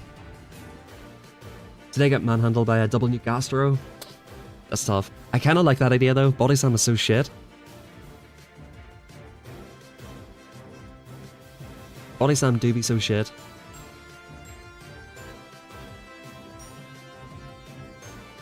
I wonder if they ever will buff Body Slam again. Refresh Aaron, it's a little bit better than that. But I do agree, I do agree. Like it up, folks, it helps out the channel quite a lot. Basically shows that you're engaging with the content, chat. YouTube says, oh, this stream's getting a lot of likes. Maybe we'll push him out to some of all our people who like GBL. Alright. This is annoying. I don't like this lead. I can't seem to quite overcome it. Although it feels like I, in theory, should be able to. Nice, perfect timing there. He stays in the throw. Do we get the shield off of him here? He insta-throws here. I doubt he full sends, but maybe he does. Who knows? Cool.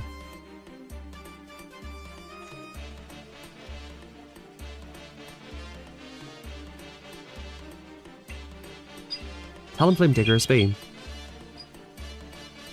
Talonflame Diggersby.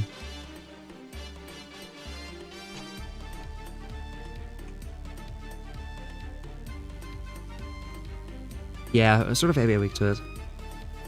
Almost triple week to it in a way. Alright, 8.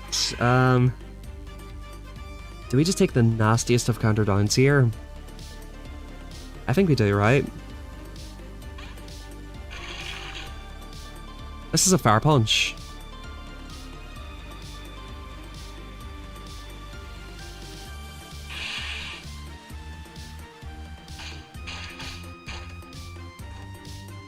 Alright, so he'll outpace us to his fly before we get to 2. If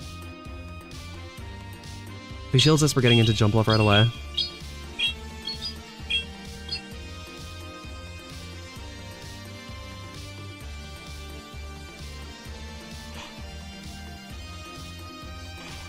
We're getting that sneak through.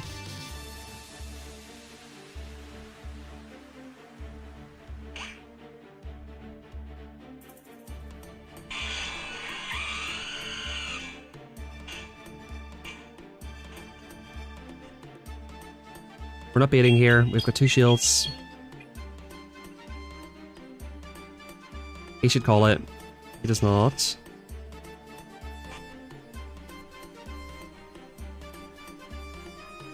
We'll just get this off right here. Because he could have CMP'd me, right? Boom. 2 shield flex. So much for not beating it. I 2 shield flex it. It's just the fact that he had Diggersby and Marowak in the back. But we get the decisive Game 5 win here. We get Lapras in the back. Lapras. Unfortunately, my GBL week is over, so this will be just a regular Lapras. And this thing's never going to get caught because it's a bitch. It's a bitch. Let's go. Raz time. Cool. Alright, back to the 32s. Let's go. We're getting very close to our season high elo. 3221, I believe, was the season high. I may have got a little bit higher on tanked, I can't remember, but for all intents and purposes here, we'll say 3221 was the season high. So one more positive set here. I think my all-time highest elo was last season, 3420, I want to say. So I'm somewhat tempted to try and beat that.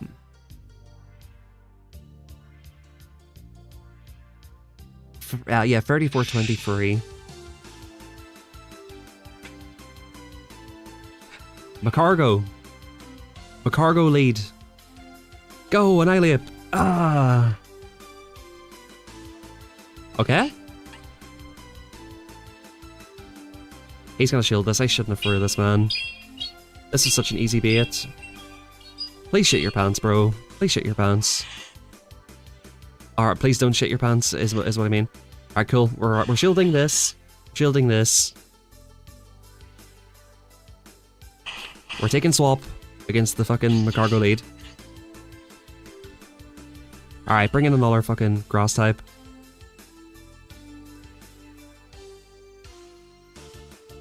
We get shields down here.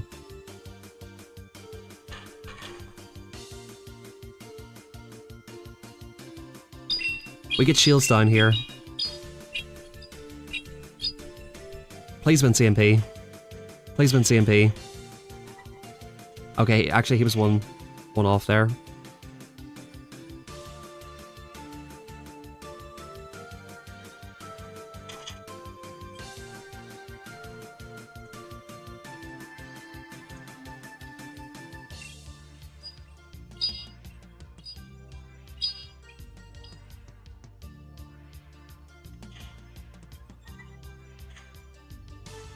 They actually won the CMP tie.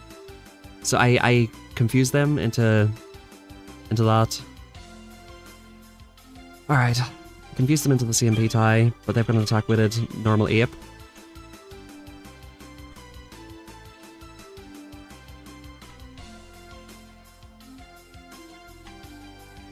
It's over, buddy. It is over.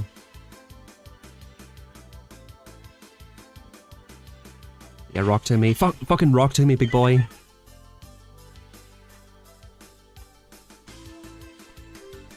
Oh my goodness gracious me, folks. Oh my goodness gracious me, folks. Talk about a fucking throw this is. Holy shit.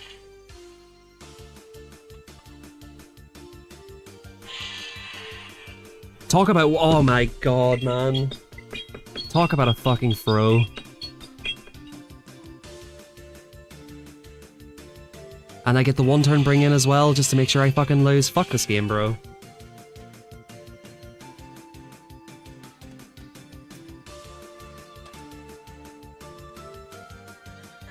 That's a complete fucking robbery right there. That is a robbery.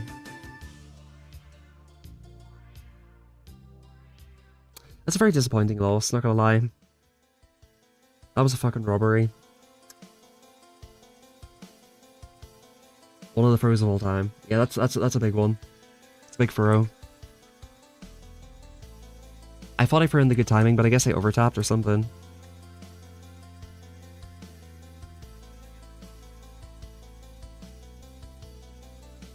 Did I throw the fucking move on? Bro, this game's so fucking garbage. Alright, watch this back, bro. Fuck this game, honestly. Honestly, fuck this game. I get completely robbed. Completely robbed. No doubt about it. Okay. We're watching this back. One. Alright, watch this, watch this, watch this, watch this. Unless I miscounted.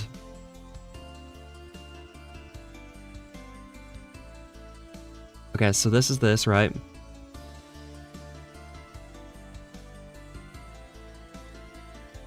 We're doing 0.5 speed here for this, right?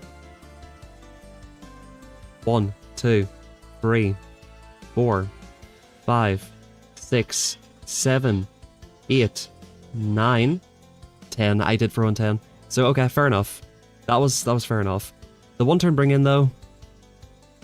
I guess you guys couldn't see it there. I did throw in 10. I did throw in 10. The one turn bring in though definitely made it unwinnable.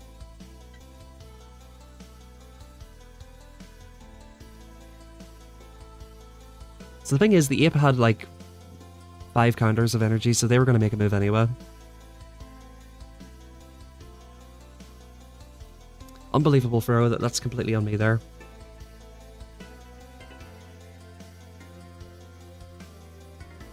Yeah, that's my complete misplay there. Because even if they didn't sneakily incinerate, I was still losing that. So just gotta take the L on that one.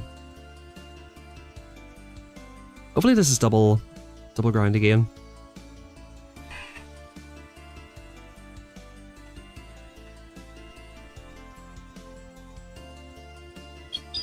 Three. Does he just take it? He does.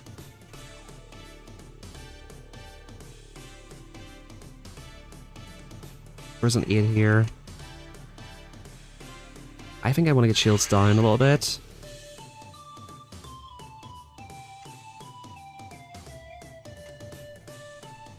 Four.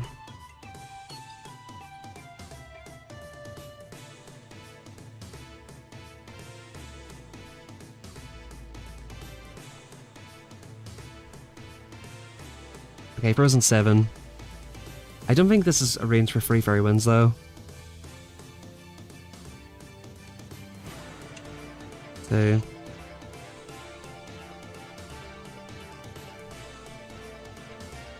I swear by everything that I stand for, this is 4.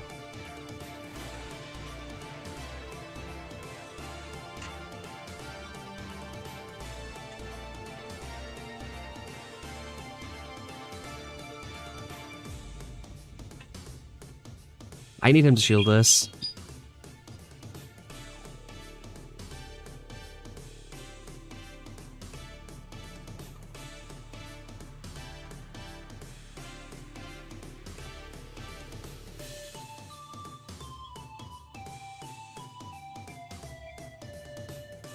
I'm not sure. Pokidad, I've not seen that personally.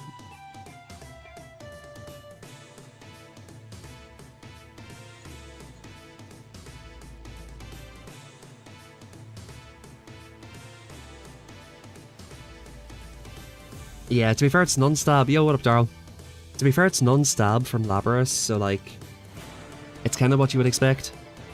Lapras being one of the bulkier Pokemon, kind of what you would expect. Yo, Darl, we're on the Jumpluff hype again.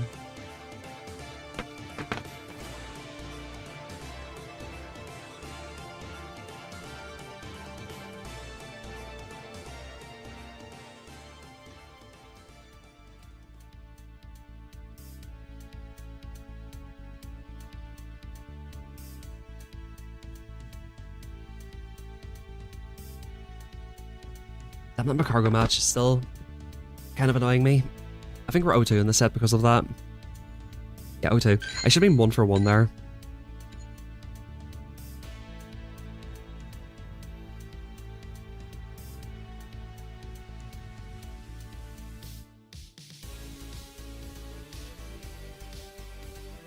Is there any argument to like staying in for an acrobatics versus Talonflame?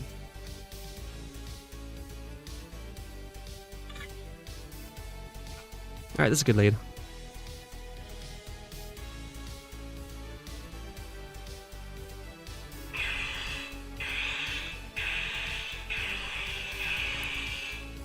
I remember this guy, he was just spamming these out as soon as he got them, fishing for the boost.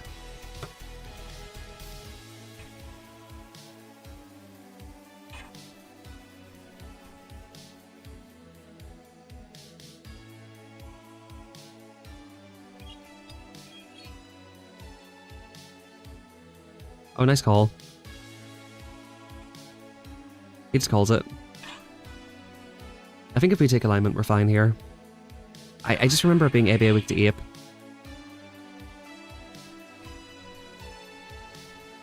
Well, he's gonna have to shield twice if he wants this.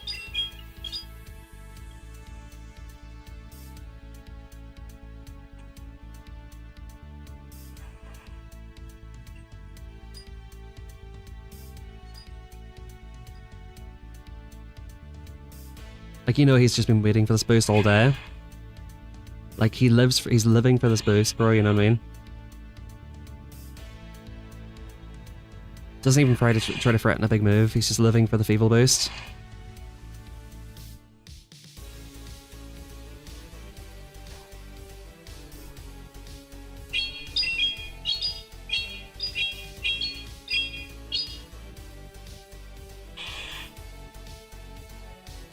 If we're right here, that's nice.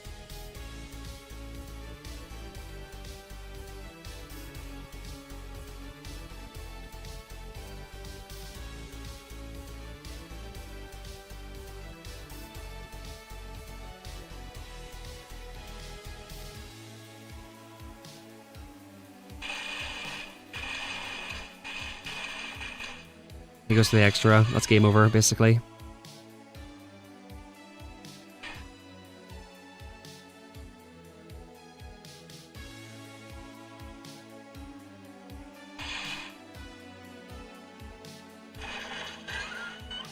Oh, maybe it was ABA weak to jump off. Maybe that's what it was. I know he was ABA weak to me. So he calls the acrobatics there, like a madman.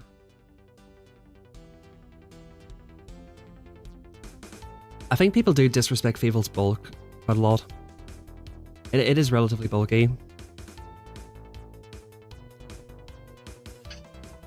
I kind of found that out the hard way one time, where I just kind of like thought, oh yeah, this move will be fine, and it just wasn't fine. Alright, right here, let's go Lapras right away.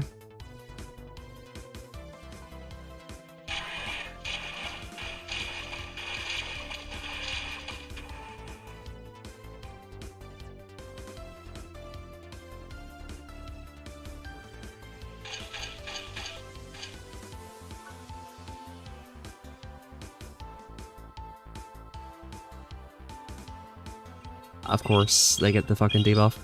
Anyway, I think this kind of helps me out. I don't know if I was reaching 2 moves.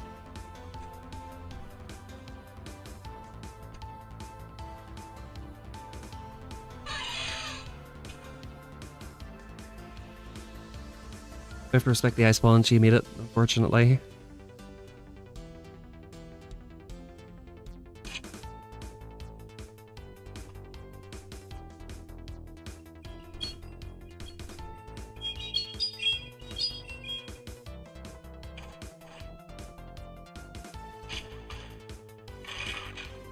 I'm gonna just jump off in the back.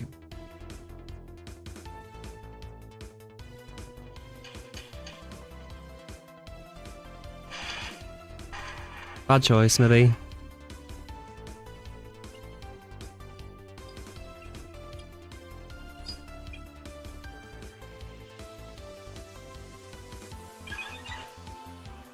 Ten.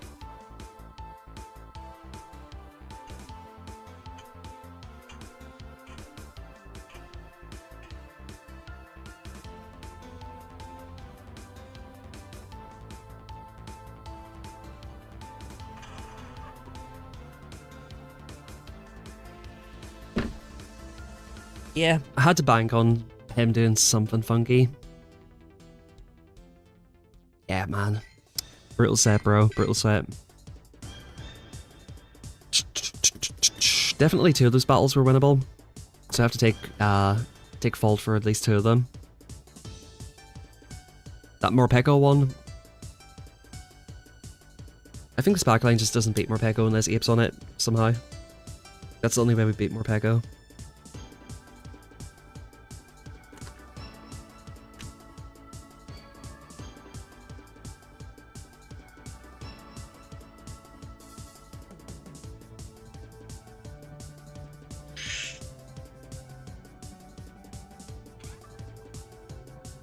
Did I lead? Interesting.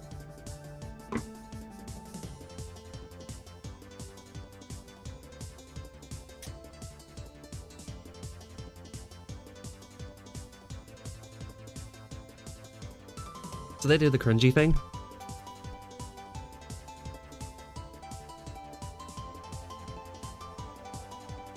I hate this team.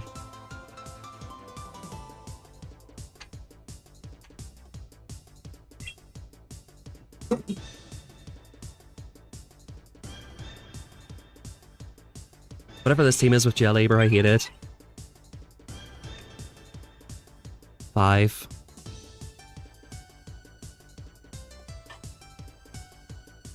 One. This is fine. Look at a shield down. He's on 8.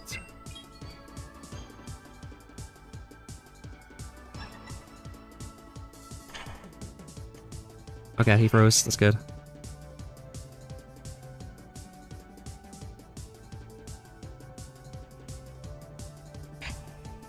We'll come for a side wave down here. That's basically the play. The Credilli should be on 1.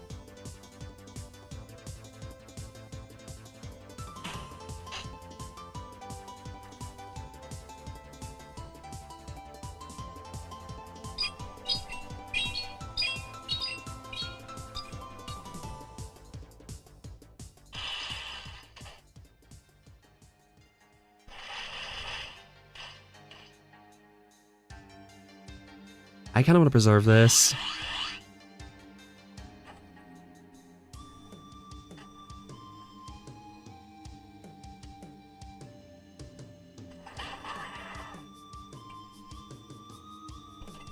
Two. We should be able to 4 and 4 this next one here.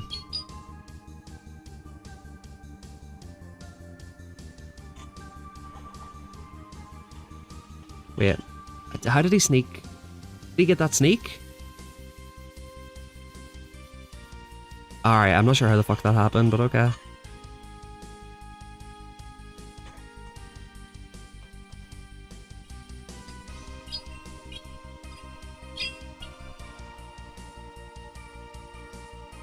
Nice.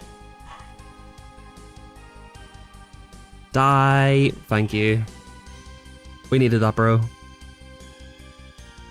We badly needed that. That was about to be an 0-5. That softens the blow quite a lot. Yeah, we lost 46 elo.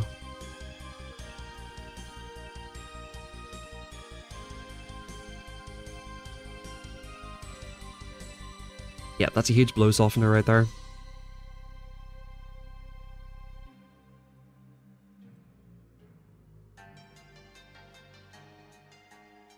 After, yeah, honestly, that's a good shout. Carbink stocks could be on the way up. Basti double charm in the 3000s, let's go. Classic legend team. I don't know, some people are bored, some people can't be bothered trying at this point. Some people are just being toxic, you know, it happens.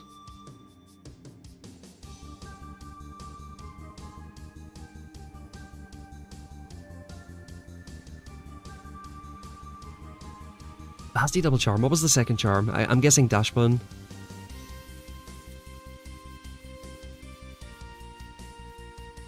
Yeah, Pokedad, I might definitely consider looking into your connection a bit. See if there's anything you can fix. Because that's not something I see very often, like on stream or... Yeah, it's not something I see too often. And if it's happening consistently, it might indicate that it's a connection thing.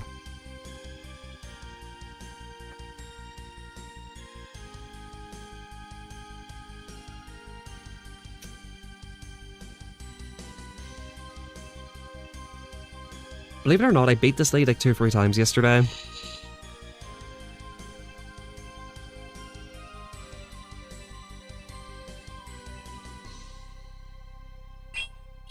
Alright, that's 4.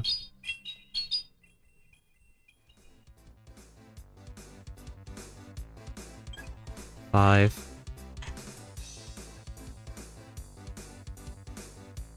I think we're... This is probably bad.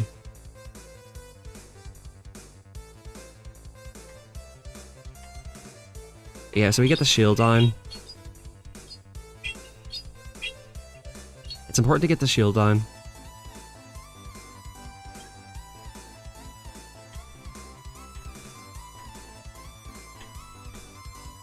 Look how much we just done to that jelly. Nice fucking deny, dude.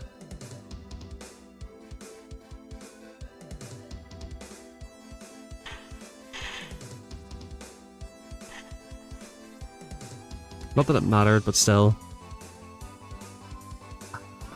Yeah, we don't win this, definitely not. We need the opponent to misplay for us to win that.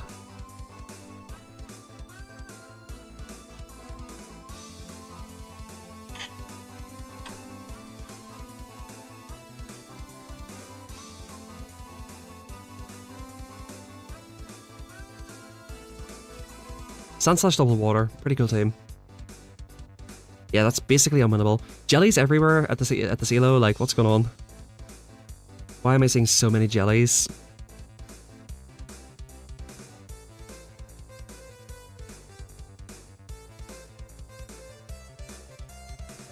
Would you look at that? An actual good lead.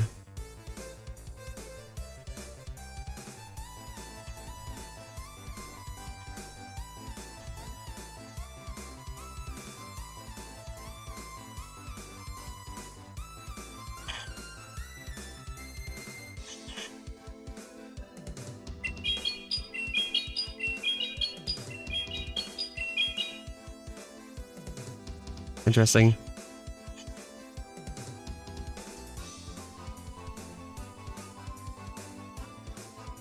I'm gonna shield this. There's a reason he doesn't want to see this.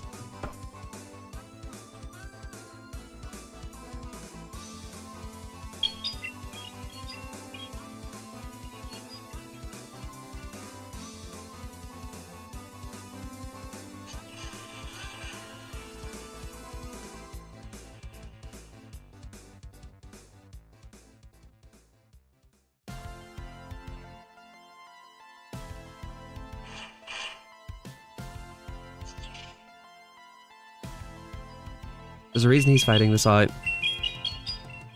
Here comes Talonflame, most likely.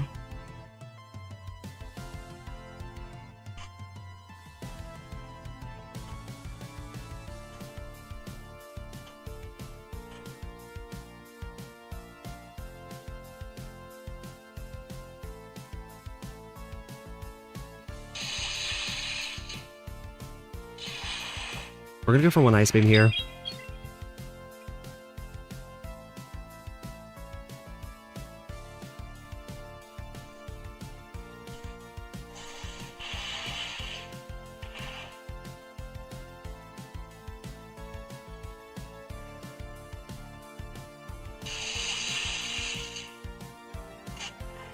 One.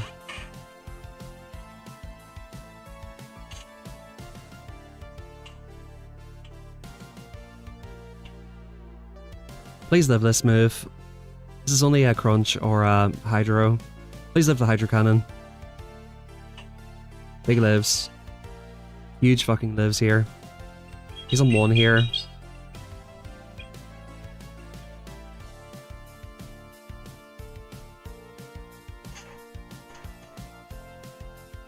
Alright, we'll get some punches for you no matter what here. Nice. Yeah, that's where Stunfisk is really underwhelming in these neutral matchups.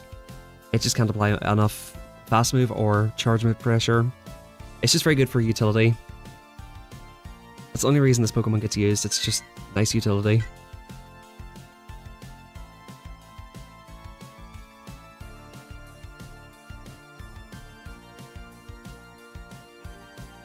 King of throwing matches, yeah. Dude, that Macargo throw still haunts me. Might never forget that one. Might never forget it.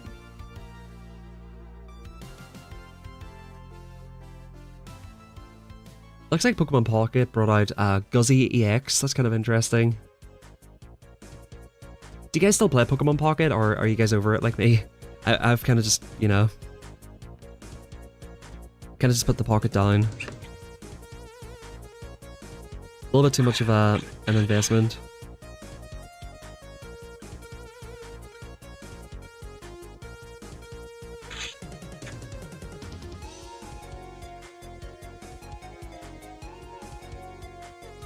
Let's have a look at this rocket balloon, see what it is. Coiled and ready to strike. Could be G-Weezy in there. Yeah, I've got a little bit of hourglasses built up. But like, I haven't dropped any money in that game in several months. To be honest, I don't even open my free packs most of the time. Like, I guess if I just opened my free packs every day and done all the the battles drive me insane. I really dislike the battles in that game at this point. I find it really boring now. I enjoyed it at the start, but it kills me now. I can't sit through them.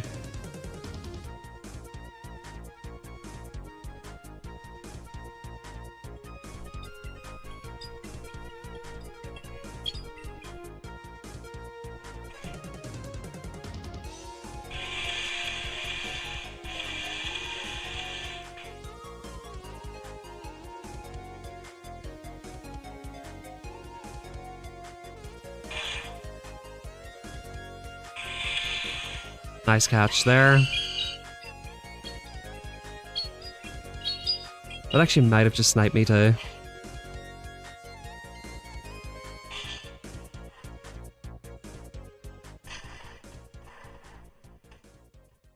I'm gonna shield this.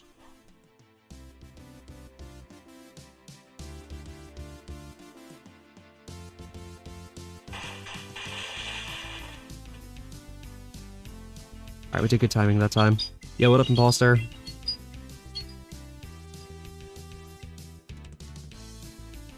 Cool.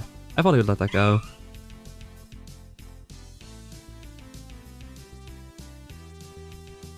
Okay.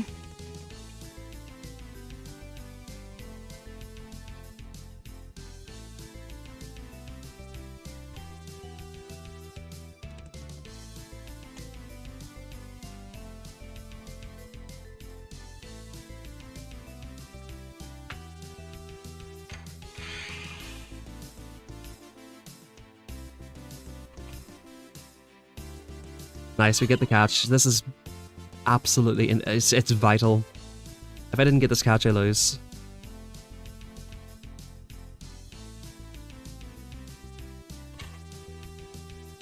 Now I just farm everything down.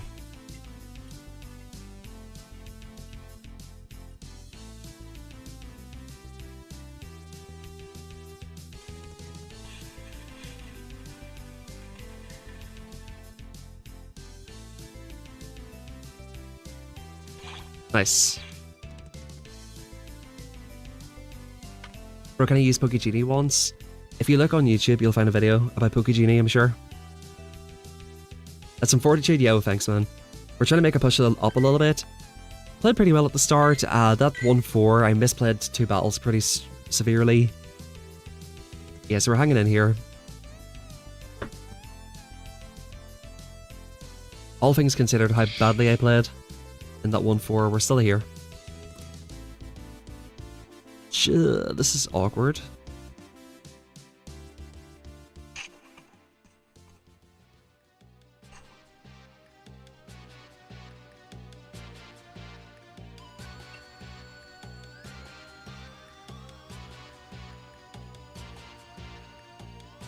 Oh.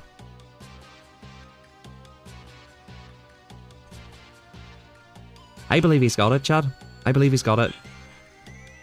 This is like a oh haha, this is just a rage fist. Nope. Post combat. Good.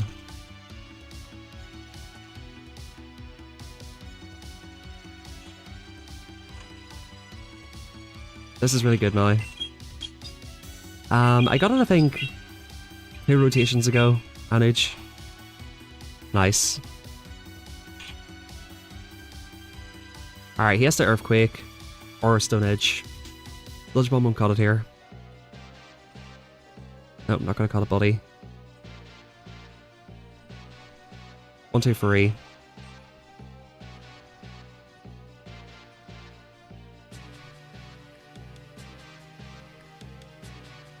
Four, 5, 6, 7, 8.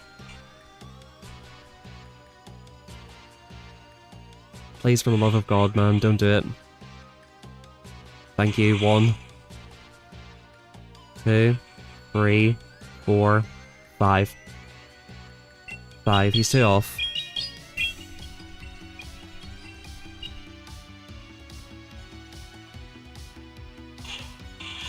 Seven. We land this. This is so good for us that we land this.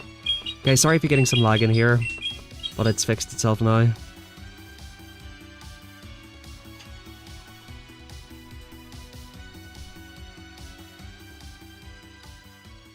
We live in Earthquake with Ape, I'm pretty sure.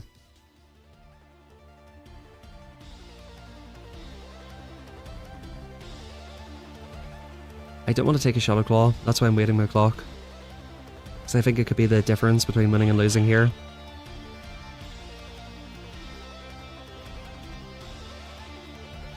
Alright, cool, he doesn't make it anyway.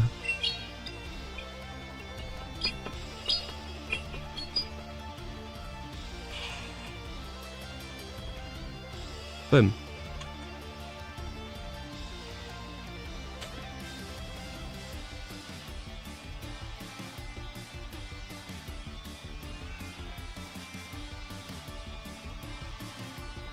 Yeah, I got the Annihilate.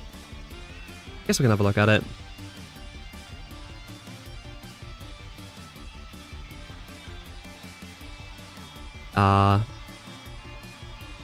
October, I guess.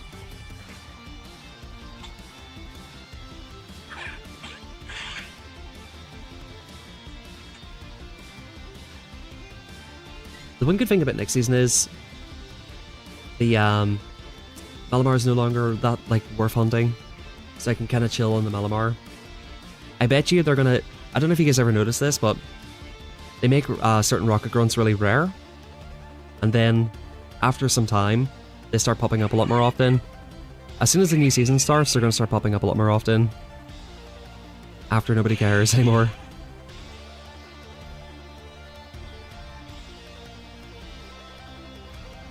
Five. I low-key think I should have went Ice Beam here. I think he lets us go.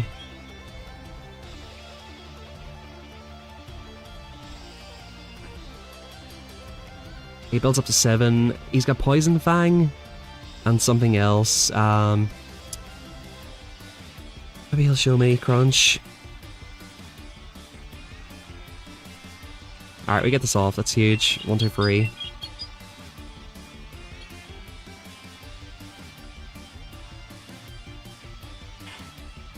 Take the Poison Fang here.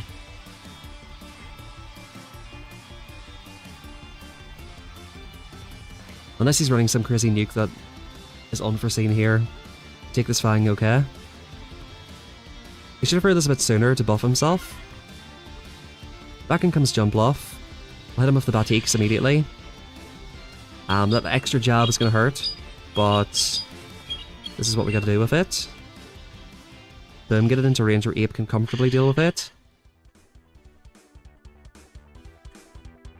Yeah, that's just game over, man. 2 shield Ape is game over. Guys, be right back. I'm just gonna quickly run to the bathroom here.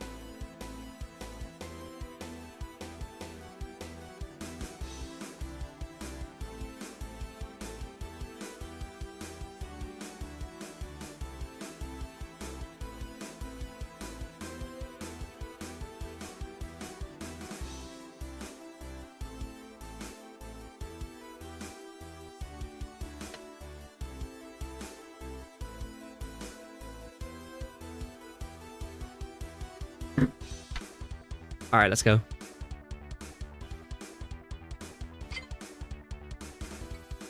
It's a total... Boom.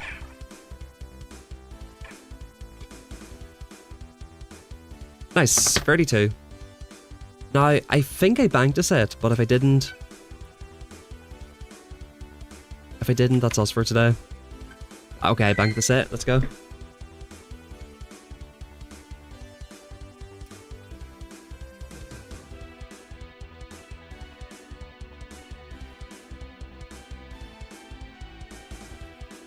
How does one get out? Pick a team, master it, and stick to it. Like, just take this team and master it and stick to it.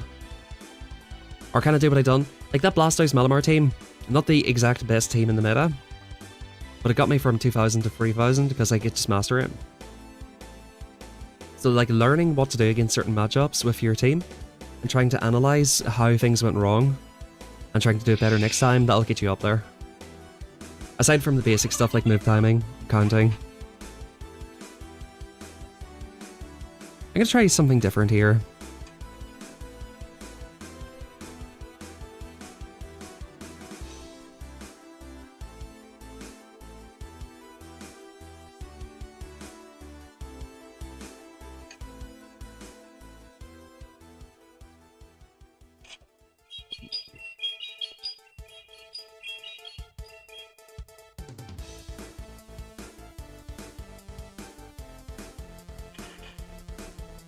Alright, that's him on 5.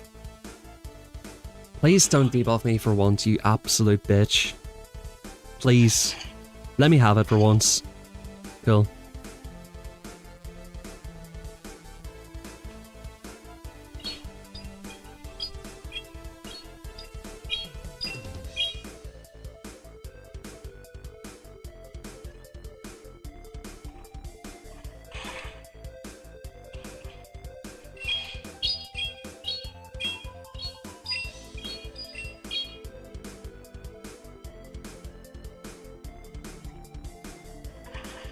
Seven, okay.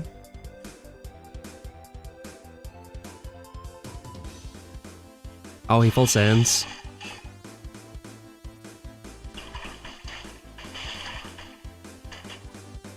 Nice, that's fucking amazing for me.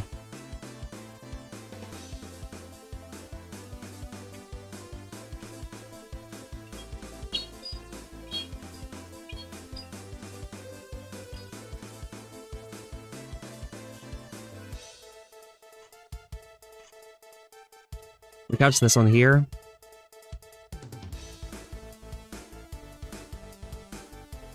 Should have called it on Lapras, bro.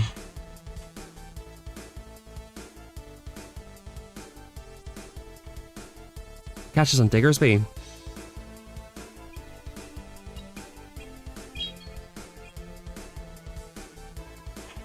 Alright, he gets 1 here. 1. 2, 3, 4.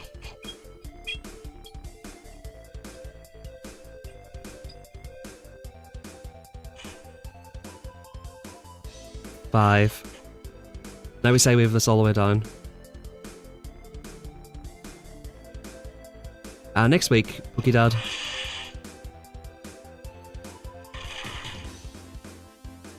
Yep, GG's.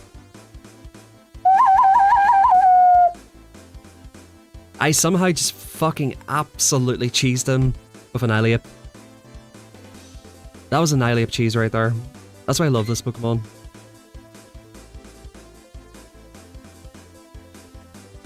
That was an Annihilape cheese at the highest degree. Yo, PvP person who beats me like 9 out of 10 times. Alright. What's he got?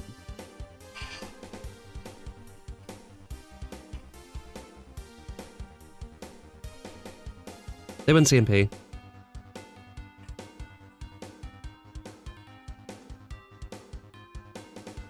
They go for the ace here? Fair enough.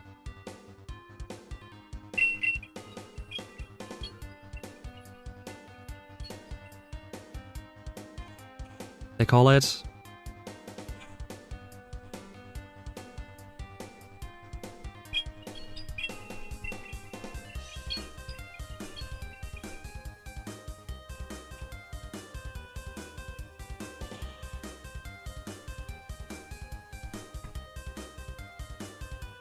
If he's got more Peko, he brings it here. The acrobatics is there.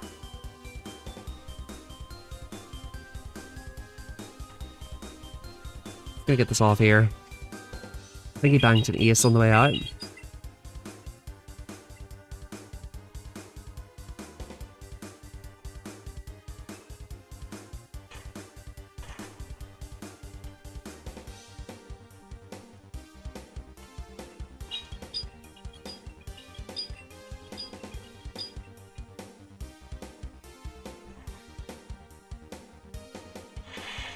I don't think there's a side wave down here. He has to throw the sparkling.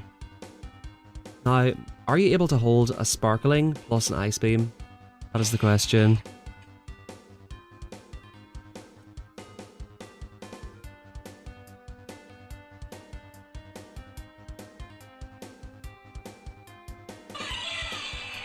Doesn't really matter.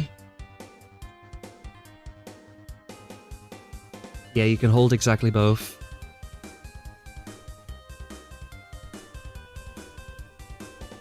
Alright, he comes in and snipes with this.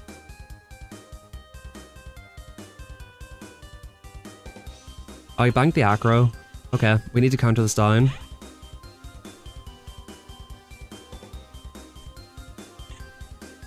This is pretty bad. We don't even beat Morpeko at this point.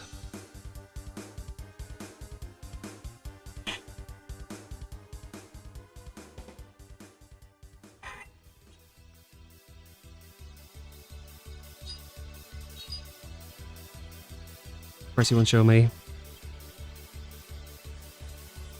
Alright. GG's.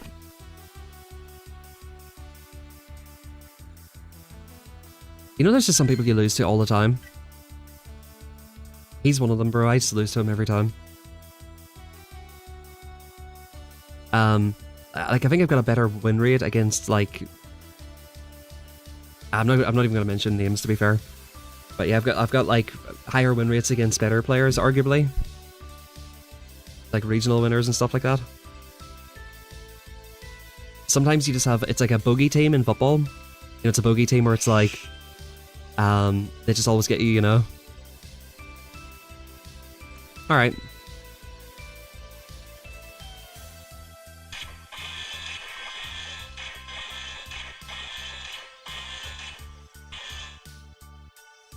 Sludge Bomb, imagine.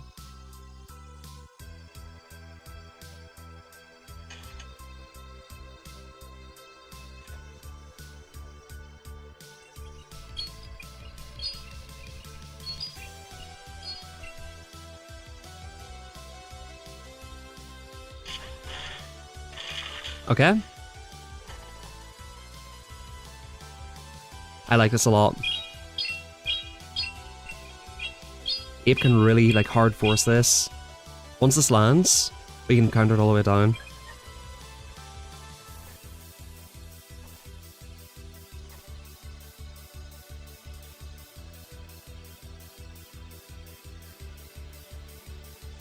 Mm-hmm.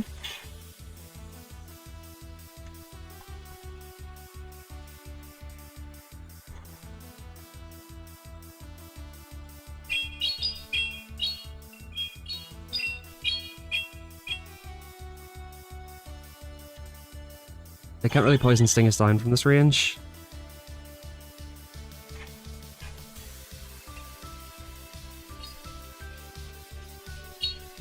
We might get the shield here. We don't.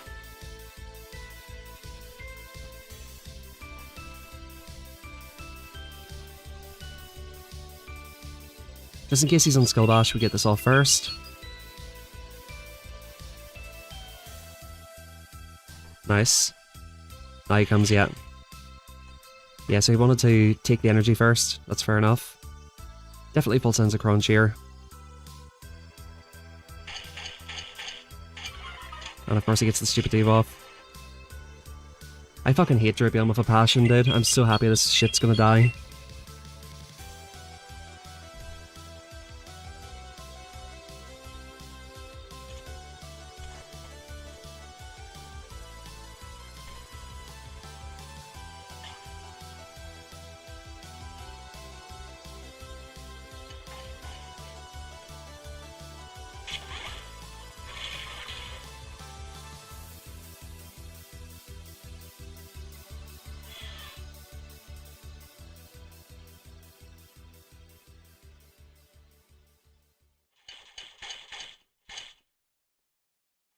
Tried to throw it there. Tried to throw it there. GG's.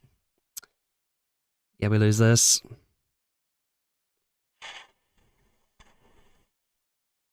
And the one turn goes through. Yeah. Yeah. Unlucky, man. It's just the debuff. The debuff won the battle for them. Like, it's just so fucking annoying. I hope it goes down to like 10%, which it most likely will. It is not 30%. I don't give a fuck what anybody tells you, bro. It's not 30%. It's more like 50.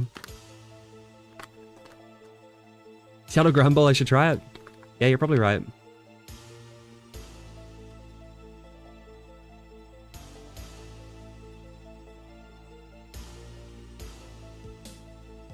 Yeah, I literally don't care what anybody says. You could literally show me the game code and it'll say -1 defense, 0.5. I will still not believe it. That's how convinced I am.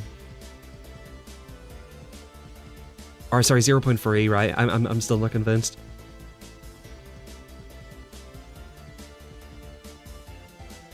I also don't think Breaking Swipe is 50% either. I think Breaking Swipe is 30.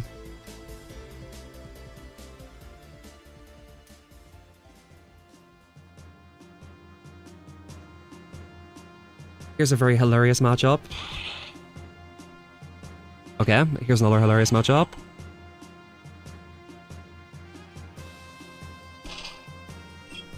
I hope they don't shield this. The only way they win this is by shielding the first one, basically. Yeah, he knows this. And he knows he just rock tombs here as well. It's okay. We get a shield advantage for the jump off.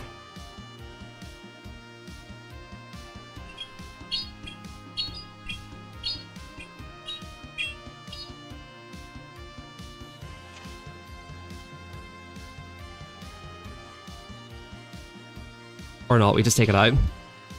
It's hilarious how it beats this up a counter or two. Alright, so he brings back in the Corvi. Gets 2 full counters on it because this thing is peaks. 2, 3, 4, 5, 6. Watch them try to farm down the jump off after. Ain't gonna happen.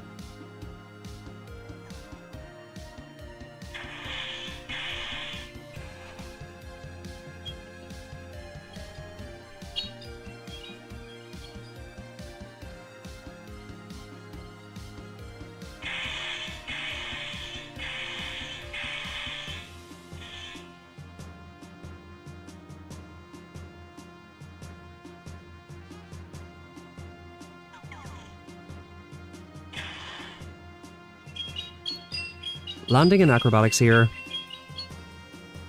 puts him into range for Lapras. I'm just gonna get out though. Yeah. Nice, nice, nice, nice. You know what I was thinking about yesterday? We were having a conversation about power creep. If you were to drop this version of Corviknight exactly how it is into any of the previous metas before like a year ago, how good do you think it would have been? So imagine you take this, right? You get a time machine, you throw the stupid ass fucking bird into it, say goodbye and never come back. They go into the time machine, and they arrive in the Trevenant Medicham Noctowl meta with Lantern. Like, is that not the rank 1 in that meta?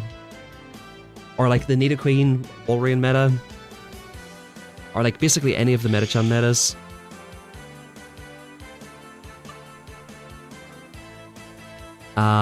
Okay, we can play this out, I think.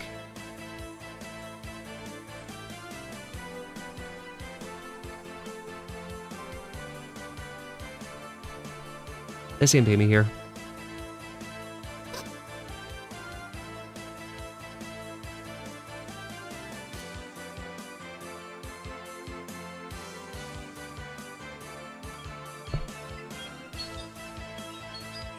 I wonder what will be in the back.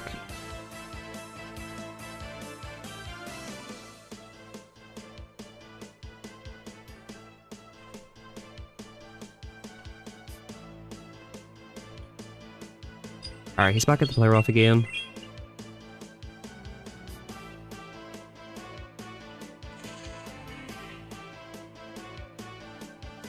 He's at 10 here. So he has the player off here. He'll be on free.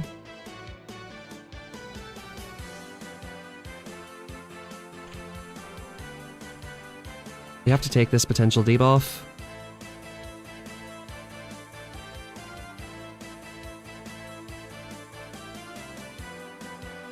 Of course.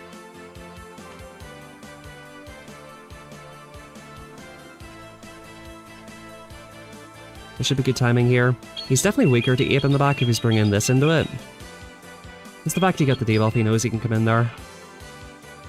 Oh, he swaps out.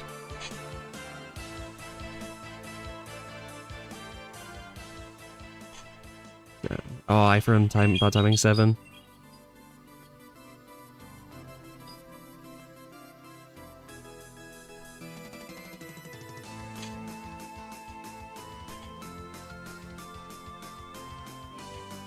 Alright.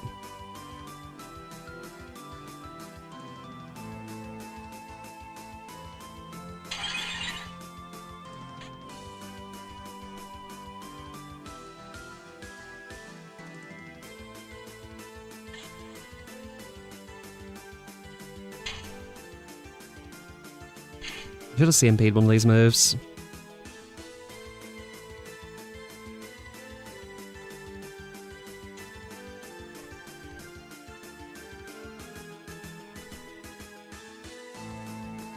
He wins this.